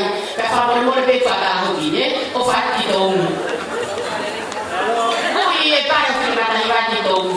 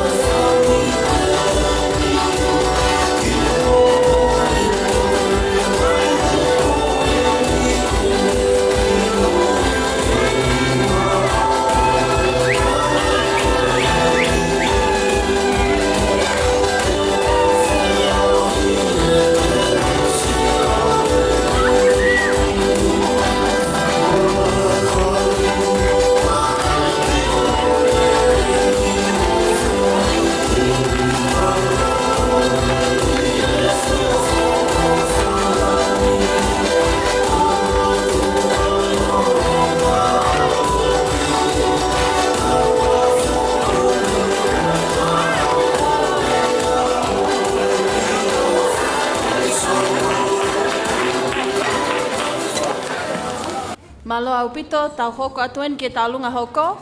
Tālunga hoko, koe tālunga e whāmiri whae o titomi, ka taki o whaia maupe e tau whetoroni aki, turi e tau taimi. Ko fu mauloloa e tau polokalama, pia ko kole, ka paupe ko mau ho tālunga, ka taki o whakahoko mai, ka whakahoko atu e tau o tālunga ki he pōni. Malo au pito.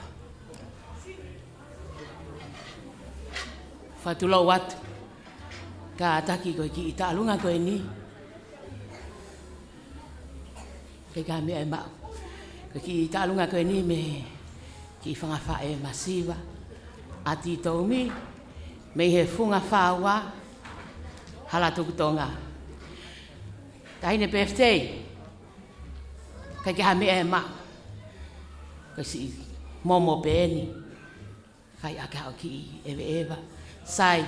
He ko ke ako koe, mau koe hau fuu wahe la. Whau i he kahau. O whalahi atu, malo e ako. Pia malo e talango fua. Tua whatu.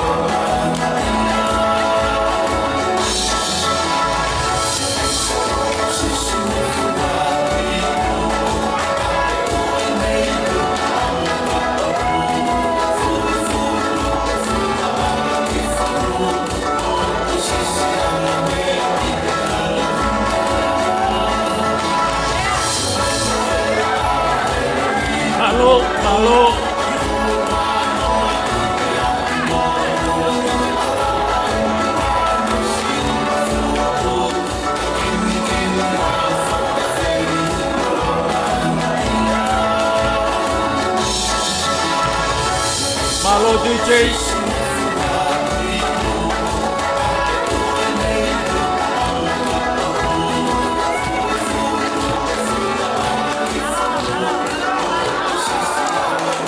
Fa malo atu apito ki ngai family fa e ko ia tito mi. Malo e manat, malo e tokoni pia malo pia mo ofa. Te ta hoko atu ai pe tai mini ko ta longa ia ai sias.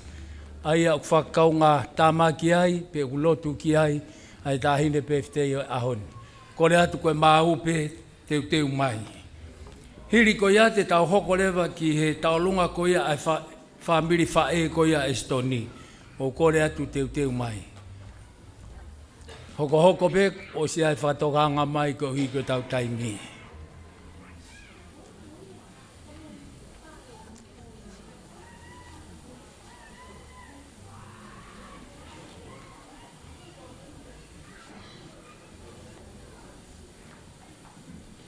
Familia ni o e siasi.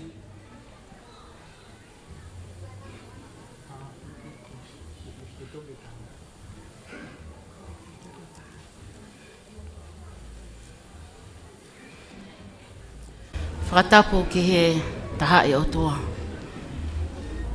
Tamai alo ma lau mali. Ai o haana e aho koe ni. Ia ko kore ai ke hu whangai ngai whakatapu ko toa pe ko ose o no awhaki. Kaya tā Moimoi ki siasi koe ni. Ke mau kau he maalari o e aho koe ni. Ki mui a o kou whi whakafofonga atu e ni. Haki lea no pe, kia te koe, Leafa.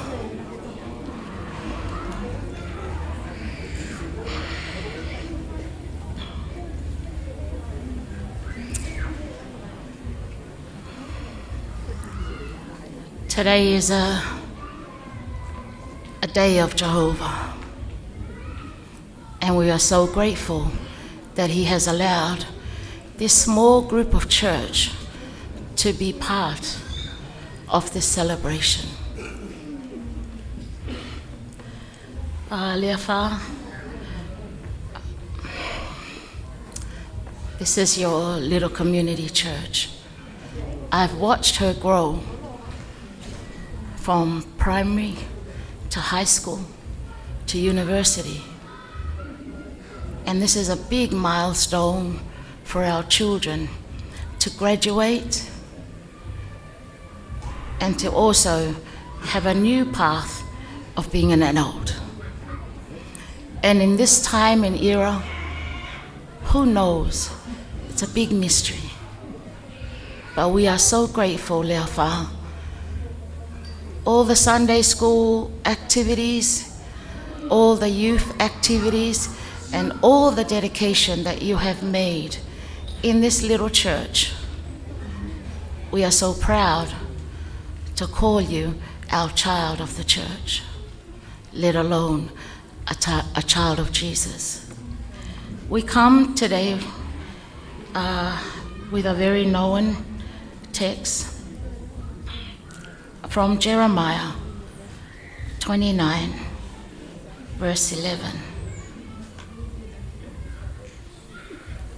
And God says, "For I know the plans I have for you, Leafa,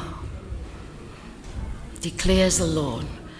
Plans to prosper you, Leafa, and not to harm you, Leafa. Plans to give you hope and a future." That's all we come with the word of the Lord. We hope and we pray that your journey and your milestone of being an adult, there's so much and so exciting avenues that you will go through. We only pray that all your walks, you walk in the light of God, Leafa. And everything that you do will be in the light of God. We love you so much and we're proud. And as you can see, so many speeches today, all for you, Leafa. They're all prayers. And that's all we have. We're here with your family and the churches and all the ministers and all the words that we can come up with in the spare of moment. But when you go home, leaves you and God. So therefore, we pray, walk in the light of God, Leafa. Thank you. Ko e ki talungai ni ki siasi masiva ko ni mo tai iloa mo fa mole mole Leafa. Ko e ki kuku o mai he ki siasi ko e tek teki ko ki paanga e faafe maloa pito.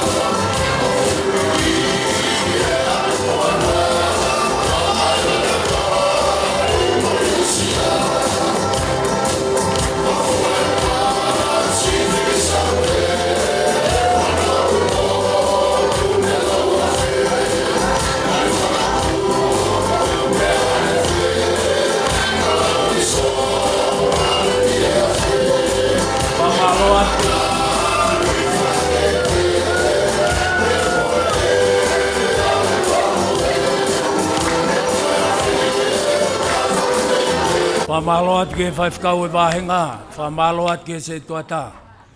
Ongo se tuata pia pehe foki, hau eiki, igileti, pia mokimou tolu, kotoa ai siasi. Whawheta ilahi ki eiki. Tau hoko atu ai pe ke whamiri whae ko ia Estoni. Whamiri whae ko ia Estoni, ko tui mo whanongo mai pe, ko mo taimi eni.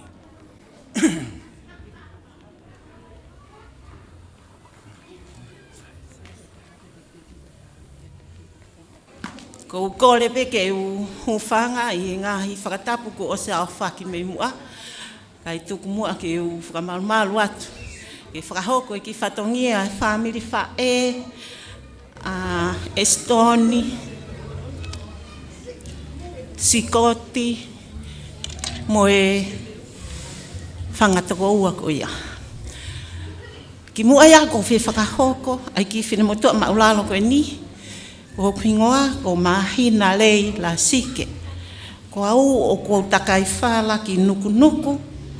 Ko hoku hoa ai ko e tamako ulu more mai ko I mua. Pea ko e tangata ko e ni o kui ai lewa o takai whala ki ai whaiwhikau pure ko e ni. Ai whonua, vai whonua. Australia, kolotma. Ai o koe whiwhine lahi e, pia si le wau koa. Pia koe huinga ia e maasi he ni, he na kai ke kau maua he lau, he na kai ke si mea ia e titomi o kumai heni. Ka ihe e ku whanongo, na ku whaka efi mai pe au ia, ko tanke whaiwhekau. Te ulele noa ia pe au ia koe, he kou whi alo au koe whamili ofa e nia he ku whae. Ai a ko e ku whae, mo whae a Estoni o kuna first cousin. O kuna tau te hina whae, pia na nau toko lahi whiwhine, ka nai tāna ki atu ki aisi e ku whae. Koe uhinga lahi pēia o ko umawhana, he koe whina motu a vare nia, kai poto ha mea. Kai ilo ha whainga mea, whiwhia vare, kai ki lawa tau olunga. Kai neo ngoia, I he ku fia ko he whiwhini, ko lawa au ke ukan sharing ai mea, koe haka hawa o tu, ke whaha e ku mawhana mo I ku ofa, mo I ku fia. Kai ke, ko se mau taonga ani ko mau, e tuku o ta rewa, ke hoko a te mau taonga, kai ngata aisi malanga maulalo whai tu au wha. DJ ke mau pe tuku mai lewa, malo pira mai. Ke manatu ki whai toka.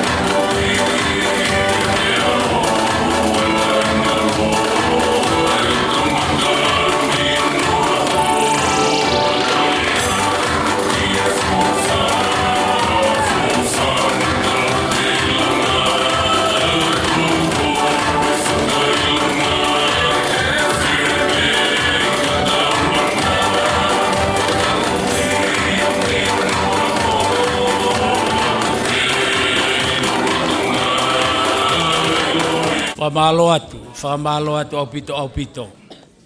Whinau, kai umaa mahina, malo au pito, malo e manatu ki whaitoka.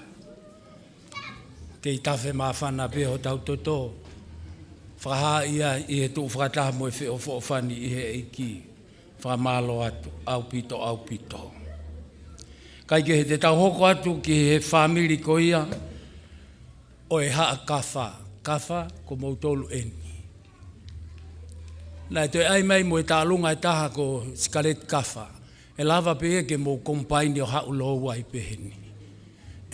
Whawheta ilahi kia eiki. Tō atu ai ngai koloa kone e pangai, ngai ataho tau whanga.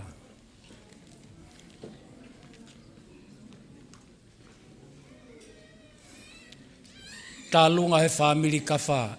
Whamiri ko ia, whae a Estoni, hiri ko ia te tau hoko atu ki he whamiri kafa. Io, tau alutato ki he kafa, malo.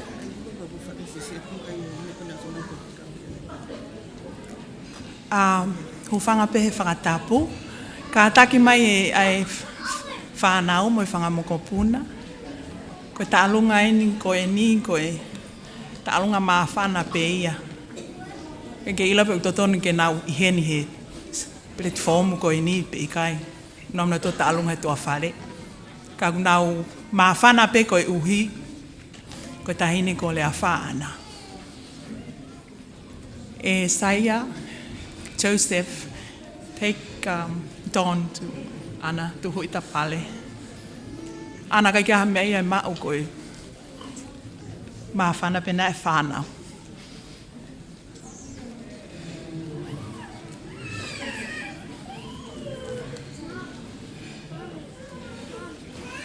I kai ke lava mai e kau whangatuanga ane lalahi o tito mi mei tonga, nau mo ua nau tolu he ako.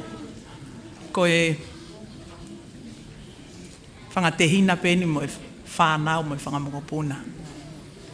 Mao pe atuku mai whasi whamole mo.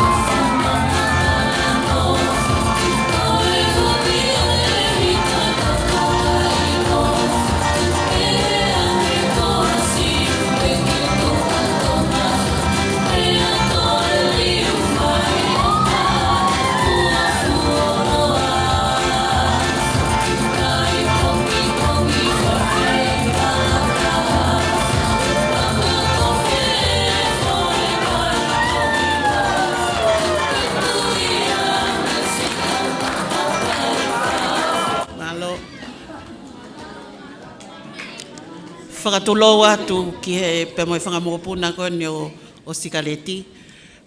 Kai hua te ki mawhana noa ia koni. O ko duipe ko e kautala mea fo ou, o swhai pe mau mea fo ou pe a ko ilo na e o bipe he whai whika wāhenga ane ki tokoni. O whai mo whakamoulu ko hinga koe no e taimi. Kai keke mau lawa whakasisi ai mahu inga Sikaleti ka te ki mau tolu pa u mau whiawhia pe ki miniti pe taha. Ko tala mea fo o kotoa pe, funga whaite, whamiri kotoa pe o Sikaleti, pe te ria na eke iha taha pe ko hai au, ko e ko whae, ko first cousin ia o Sikaleti. So I'm the closest e whamiri o Sikaleti heni. Ka ko inga kui heni e ko au whaiwhikau, ankolo, pe a moe tangata ik whaiwhikau wahenga, pa ko maunof kato pe ki mui ko inga, ko e lotu o eike tau mea kotoa pe. Tā e mai whasi, miri te taha talafo o kotoa pe, mea mai. Oh,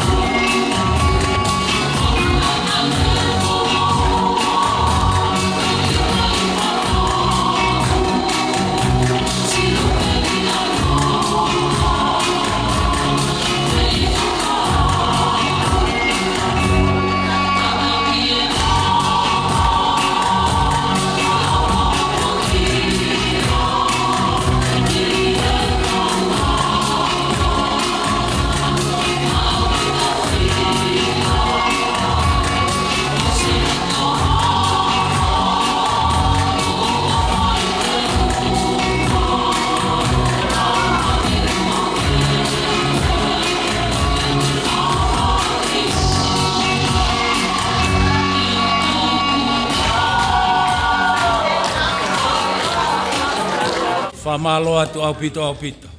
Whamalo atu. Whamalo atu ki e kau tala mea fo ou. Malo au pito. Kei manatu lelei ki whaitoka. Ka te tau hoko atu. Toi ai hanga i tau lunga. O tui koe ne lava ia. Te tau hoko atu he taimini ki he whanga tau kete, mo he whanga te hina ko ia o Eston Latu. O tui pe tāpune aki ai pe en, tangata iki whaifkau pule o he vai whonua, pe ko tui koe tau lava aki pe ia ai tālonga koe ni. Koe au kore atu, Hange pe ko whakahoha alea koe anai whakahoko atu ane nai, ui ai ho mā ongo tau kete. Ka koe ngoua koe au na nofo Amerika, o kai tēnā lava mai. Koe tāna e alui whukitonga ki whatongia iai, a koe tāha kai ke lava mai i he ahoni. Ko ia, koe tā lunga ini, koe tō taha pe ko si mā lolo he mau whangatoko ua, ai a koe heni pehon ai ui tau, pia moe neongo tamai ki toko ua, moe nā whanau. Pia kou iai, pia behefo kia te au i mo unga. Te au i mo unga pe kei nofo i tonga, i o mau ki whamiri. Ko ia whahu, hau pe o haka pe he, ko hike mahino e tau tū whakataha.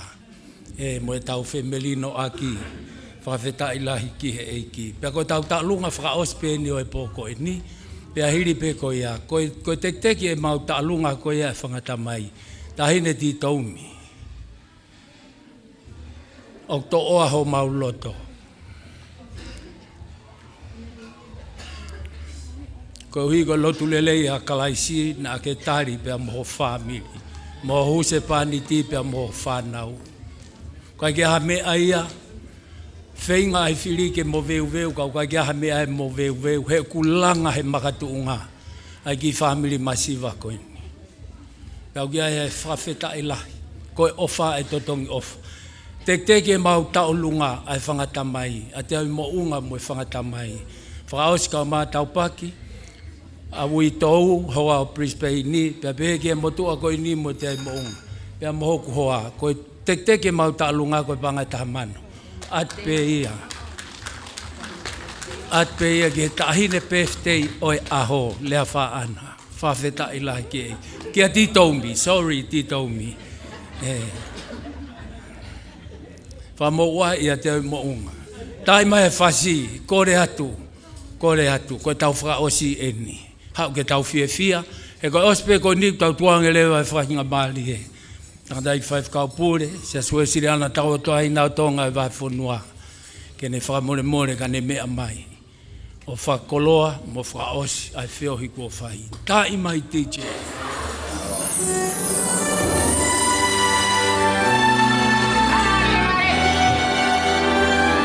Io, whamore e lea whaana, ka asko ea pe tu whaosi, tangata i whaifkau. Koe uhiki pe ena o Tali-Ki-Langi sisi. Whawheta i lahi eiki, aine ko wāreti mā papalangi.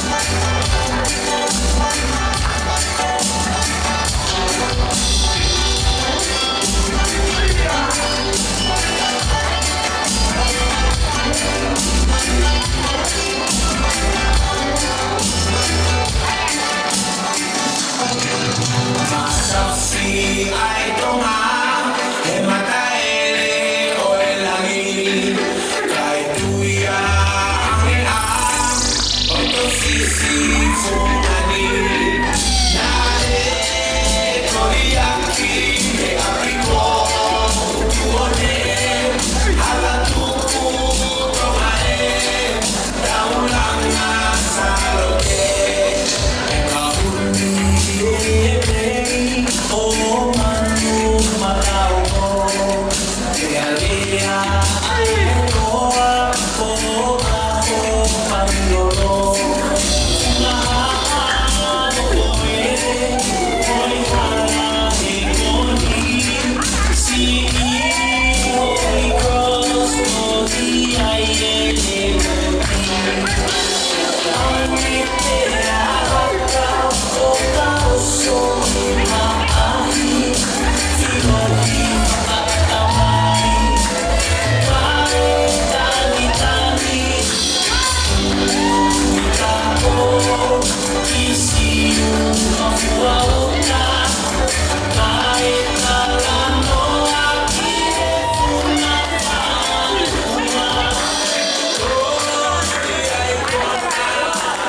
Whawhetai lai ke, kōkore ke tau paspas. Whawhetai lai ke e ki. Whawhetai lai ke e ki. Whamalo lai au pito au pito. Mō kei mea fuoloa hen. Iki le tika mawhanga makapuna hau eiki. Tangata eiki. Whaif kau sea. Kounga kia te mautolo. Kau maa kau tangata eiki whaif kau. Mō kei mea fuoloa. Pea pehe foki ke whahu. Kau maa whinau pea moe kau whine eiki. Pehe ki he siasi hono kotoa. Whawhetai lahi ki eiki. O mō kei mea fuoloa hen. Ko hui ko ki katoanga masiva mo tai iloa.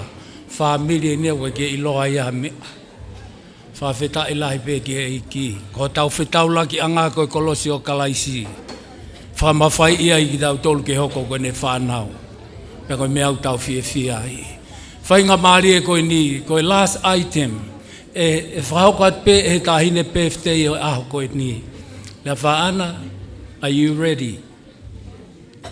Koe whi mau na whanawhana ka lea whaana. You'll have to speak in Tongan. Pea tau amanaki tene lea whakatonga kia te tau tolu. Hiri pe koe ni. O kore ke tau paspasi lewa. Taritari e tahine birthday o aho. Koe ui whokeni ke mau whine eiki.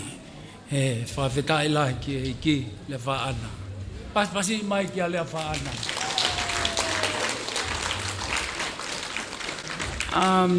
The first word that I'm going to say is whakamole mole. I'm not going to be doing it in Tongan, just so I can forward my appreciation as well as possible to you all. I know there's some non-Tongan speakers in here, and I'm not going to do a whole translation, so I will be doing it in English.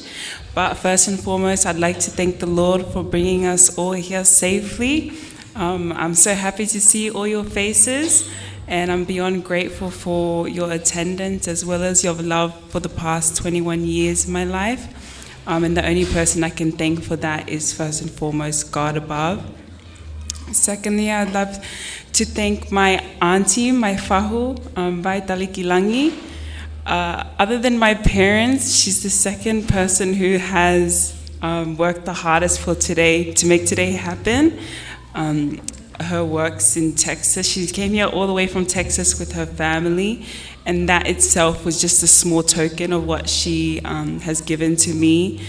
She's been working towards just behind the scenes of today. So for her, I'm forever grateful, as well as just my overall 21 years. She's a second mom to me. I'd also love to thank the love that her kids have for me. Even though she's out in Texas, her kids have been the proof of her love whilst I'm here in Australia, and she's miles away. Also, I'd love to thank the Whaiwhekau for coming and tapuakiing me today. I thank you for your time and your blessings. And also, I'd love to give thanks to everyone else. I don't want to do picking names in case I miss someone, but actually, I'm going to pick names. There's one of my friends here, Emily. She has played a very special role in my life. She's seen my ups and downs since I was in high school, and we've been close for a while now. She's kind of, just one of the very close people in my life, and she's here with her sister. Her sister's also been very special to me. And secondly, my uni friends, Angie and Sophia, shout out to them. both of them have been a blessing in my life recently, and I've grown a strong connection thanks to God. He's been in between our friendship, all of us. And also for the girls that couldn't make it, as you know, I had my graduation today, so some of the girls are out celebrating with their families. Also, I really didn't prepare a speech today, but for the past 21 years, everyone in this room has really played an important role in shaping the woman that I am today. I hope that any wrongdoings that I have come across, forgive me for them. I hope that I don't portray myself as a bad human being. And shout out to Missy, since he's pointing at me to shout him out too. But yeah, even Missy, all my cousins have been very helpful in making today happen too. So I'm very grateful to them too. And talking about family, my siblings, I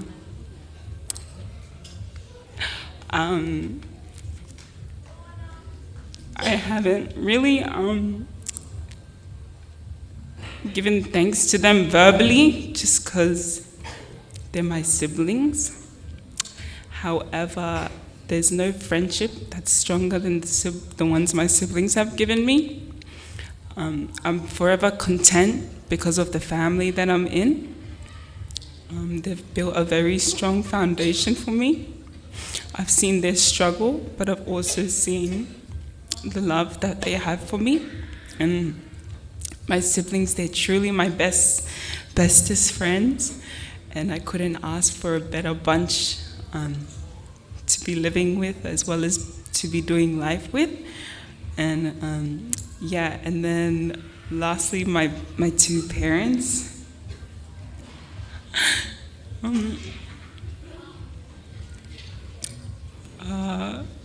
The woman my mom is the God-fearing woman that I pray I become one day. She's really an important figure in my life of what I should look like in the near future. My mom, to me, she's perfect in my eyes, and despite all the arguments that we go through, she's really, really the best mom I could ever ask for. She's the most feminine woman that you can come across, and I hope I portray that same gracefulness that she has. And then also my dad. As annoying as he is, I'm really a replica of who my dad is. The stubbornness that he has is what he's gifted me with. I consider it a gift. But my dad, he's really the best person to look up to.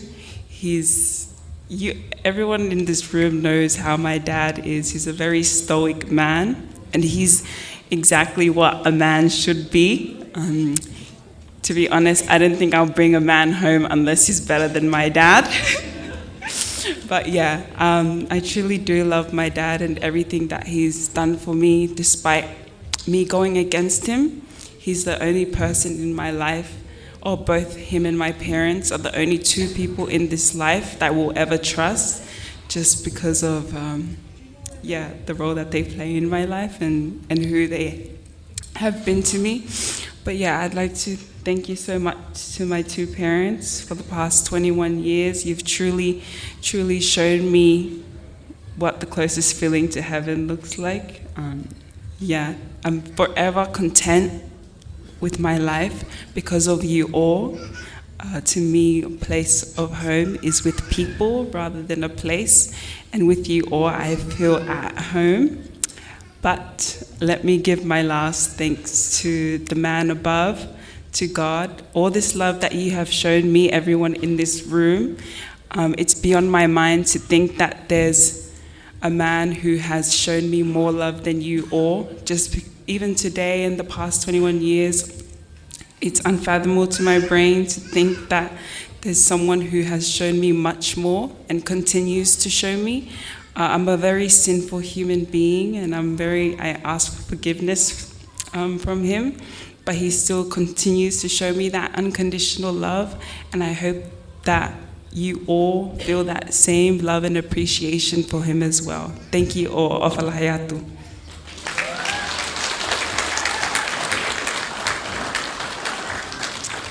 Tau te whai moha pas whawhetai lahi ki hei ki.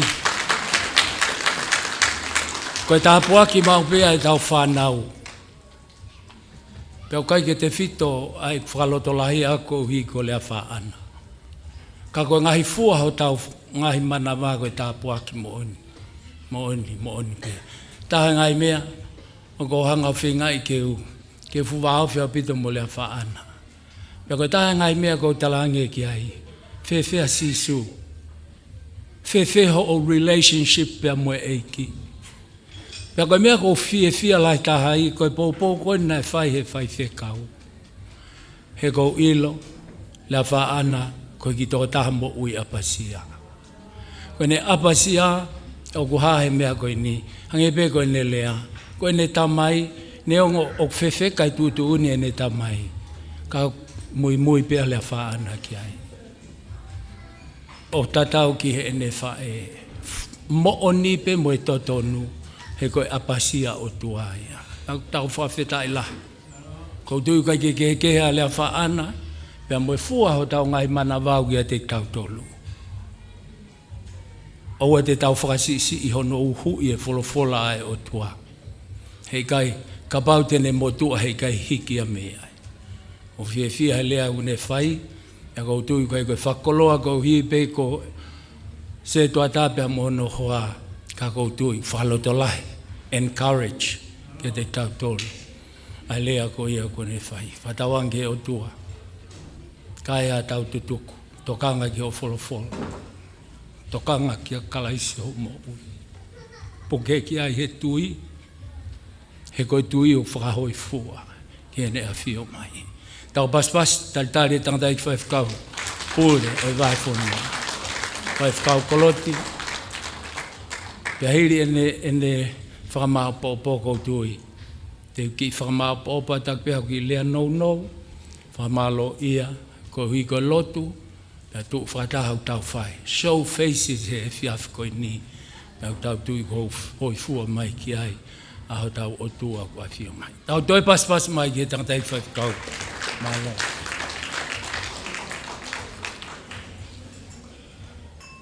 Tapu ke a whio ai o tua tau loto ronga. Tapu atu ke hau eiki. E ke whaifkau maroro. Kau mai kau tau raiki. Tapu atu whoki e tahine PFT o e honi. Kau mai whahu. E ke MC Scott.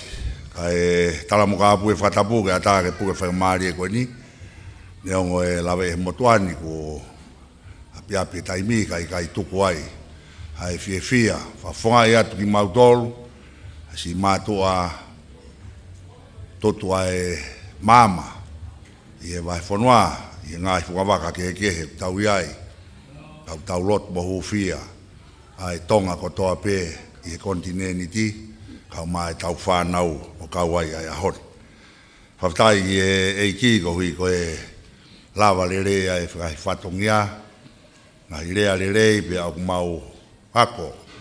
Ai ngahi mea lahi i e whai aho e ahon pe mo lava mea kua whai. E he o whiwhine koen. Uraki pe ko whie whakamaro ki he whamiri. Lahi a ngahi mea kuni hanga o whakaawa e ngahi mea. Na i kai te tau whaamanaki ki ai. Maro atu kati moutoru, ai whamiri o e whae, ai whiwhine whai aho. I e whakalangi ko mou whai, mai mehikitanga, a koe o whiwhine. Pea koe tua whiwhine pe ai taha, o e tamai ai whiwhine whai aho, ka ma ono whangafoto te hina, pea moe ngai tau gete. A kune ako i ki tau toru. Na tau tupu masiwa pe i tonga, kana iai pe ho tau tala. Pea moe ngahi ako naki, pea moe ngai whaunga o e whamiri, o tau hiki whanua mai pe, o ki kai ririu, ai tōku ngā ko hui, ko ha ngahi mea, pea moe ngahi tāpua ki o e whanuani. Koe ko whamalo atu, e tamai ka ma Scott pe mo tolo ko to ape pe ya ti tamui malo abito fo fa me au fa le ko no fo pe fia fa feta ki ko fa fika fo kon me America a son ti wet magazine ko talange ko Monuia so ke fu ko fanga mata pure un auto la pe na yanga fe ka ko na ofa ya ko pe ko ta po aki o e mauto e fe loak mai mo e fahu ka ma e fa fkau mau e skoris pe ko se atou tai e taula ya mau ma va ai mau to ke fe taula ki mai ka ko fa fta e ki vai malo abit fala lang e hon ka ma mo tol ko to ape me ngahi rea le fai whakau mālolo, whakahoko ki tau tolu, tau takitaha nofo pe mo e ne tāla. Ko mea rerei o tau tala noai, ka pau na koha mea enu kui kai sai, tau wheteke tekei, ka koe tau kau koe ki ai, pe tau whakawhitai ai ki eiki. Koe au whamalo atu, e te mou tolu ko toa pe, ki e tuko mou taimi ka mou lava mai. Tau kau i he fia, tui au fia e whamiri, pa na fai whakawhe kwa i te ke lawa mai, ko tu e kehe ai pōni, ka ko mo lava mai, lau ia koe monu pe mo i tāpoaki, ki e hoko atu, a rea whaa, ki e kahau e ni mo ui. Ko iai pe ngahi akonaki pe mo i ngahi tukutala kua whai, ko tui ko ngahi mea ko toa ko ia, ke hunuaki a ki olo tō, i he toi ngā ho mo ui.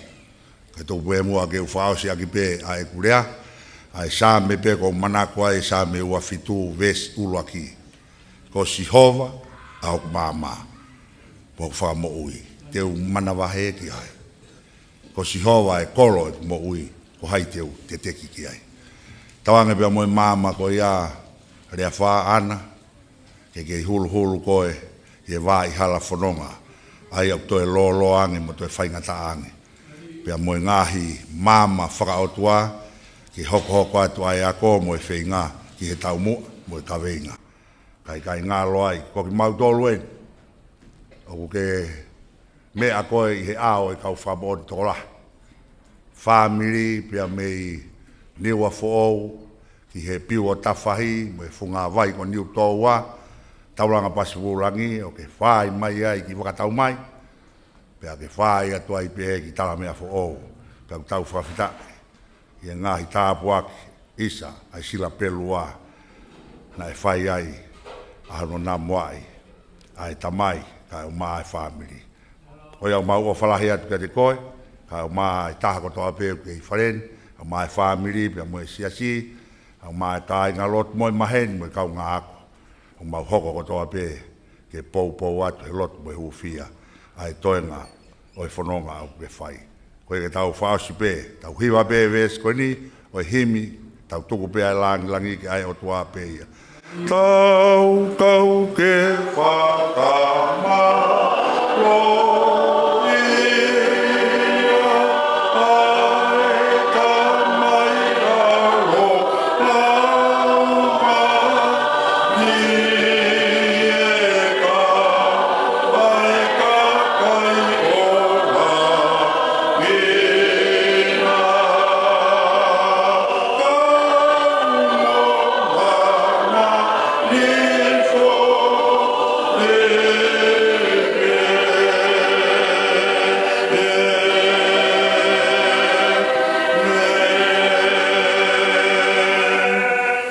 ai ha mea ke whamalo ia, tau ke tuku atu pe ia ki hawhiona.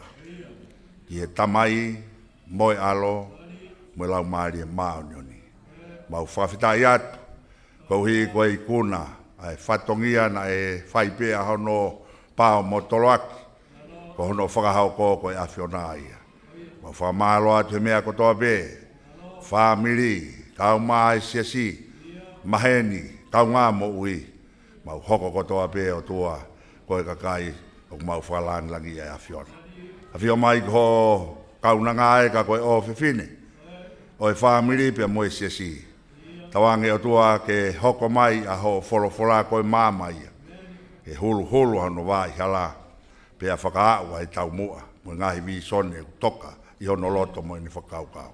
Tā pukina mai ai o ngā mātua, ka o mai whakareke sinai whai, koe ahoni, mau fia ko toa pē, mau fia i he iki. Mau atua ai atua e ngāhi tala monu, pia mo e ngāhi tala i whare kua whai. Pia hoko ia koe fu ngā tāpuaki, ki a rea whā, ka o mai ni moui. Amanaki e ke mau pore ai wheu ngā, pia mau kore o tua, ka aha mau riu pia mi he whareni. Ave hao ki mau tole vai hala, pia ke ao fia te ria Filipe tu tāmaki. Tuke mau maua e maa lolo e poni, whai ai ho mau whafo o, te watu ki anoiha mau hanga ki ai, ke hoko atu e mau whanango, ki e wholofola mo ui ai awhiona. Koe lotu ia mau wheia, pau mau whai kotoa pia e lotoni tunga i o alo, Sisu Christ ko mau eiki mo wha mo ui. Amen, koe keresi o tau eiki ko Sisu Christ, mo e o wha e o tua ko tau tamai, mo e whiauhi o e lau maari e maanioni. Toka mo alo o wha i a rea wha, ka o maa e whamiri pe ke te mau tolu ko toa pe, pe a whai pe o tai ngata. Amen. Maro.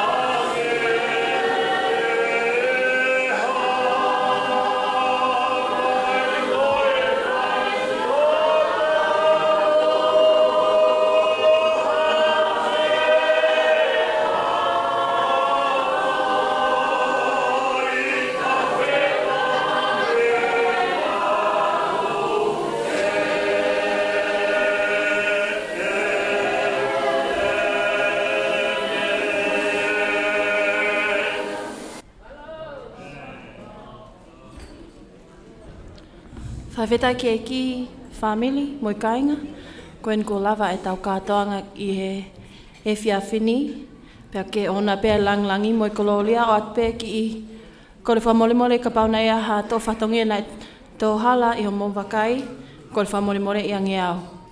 Whamalo at heni ki he tau kautā mea, kauma a, ki he thank you to Novella on the Park and all your services tonight.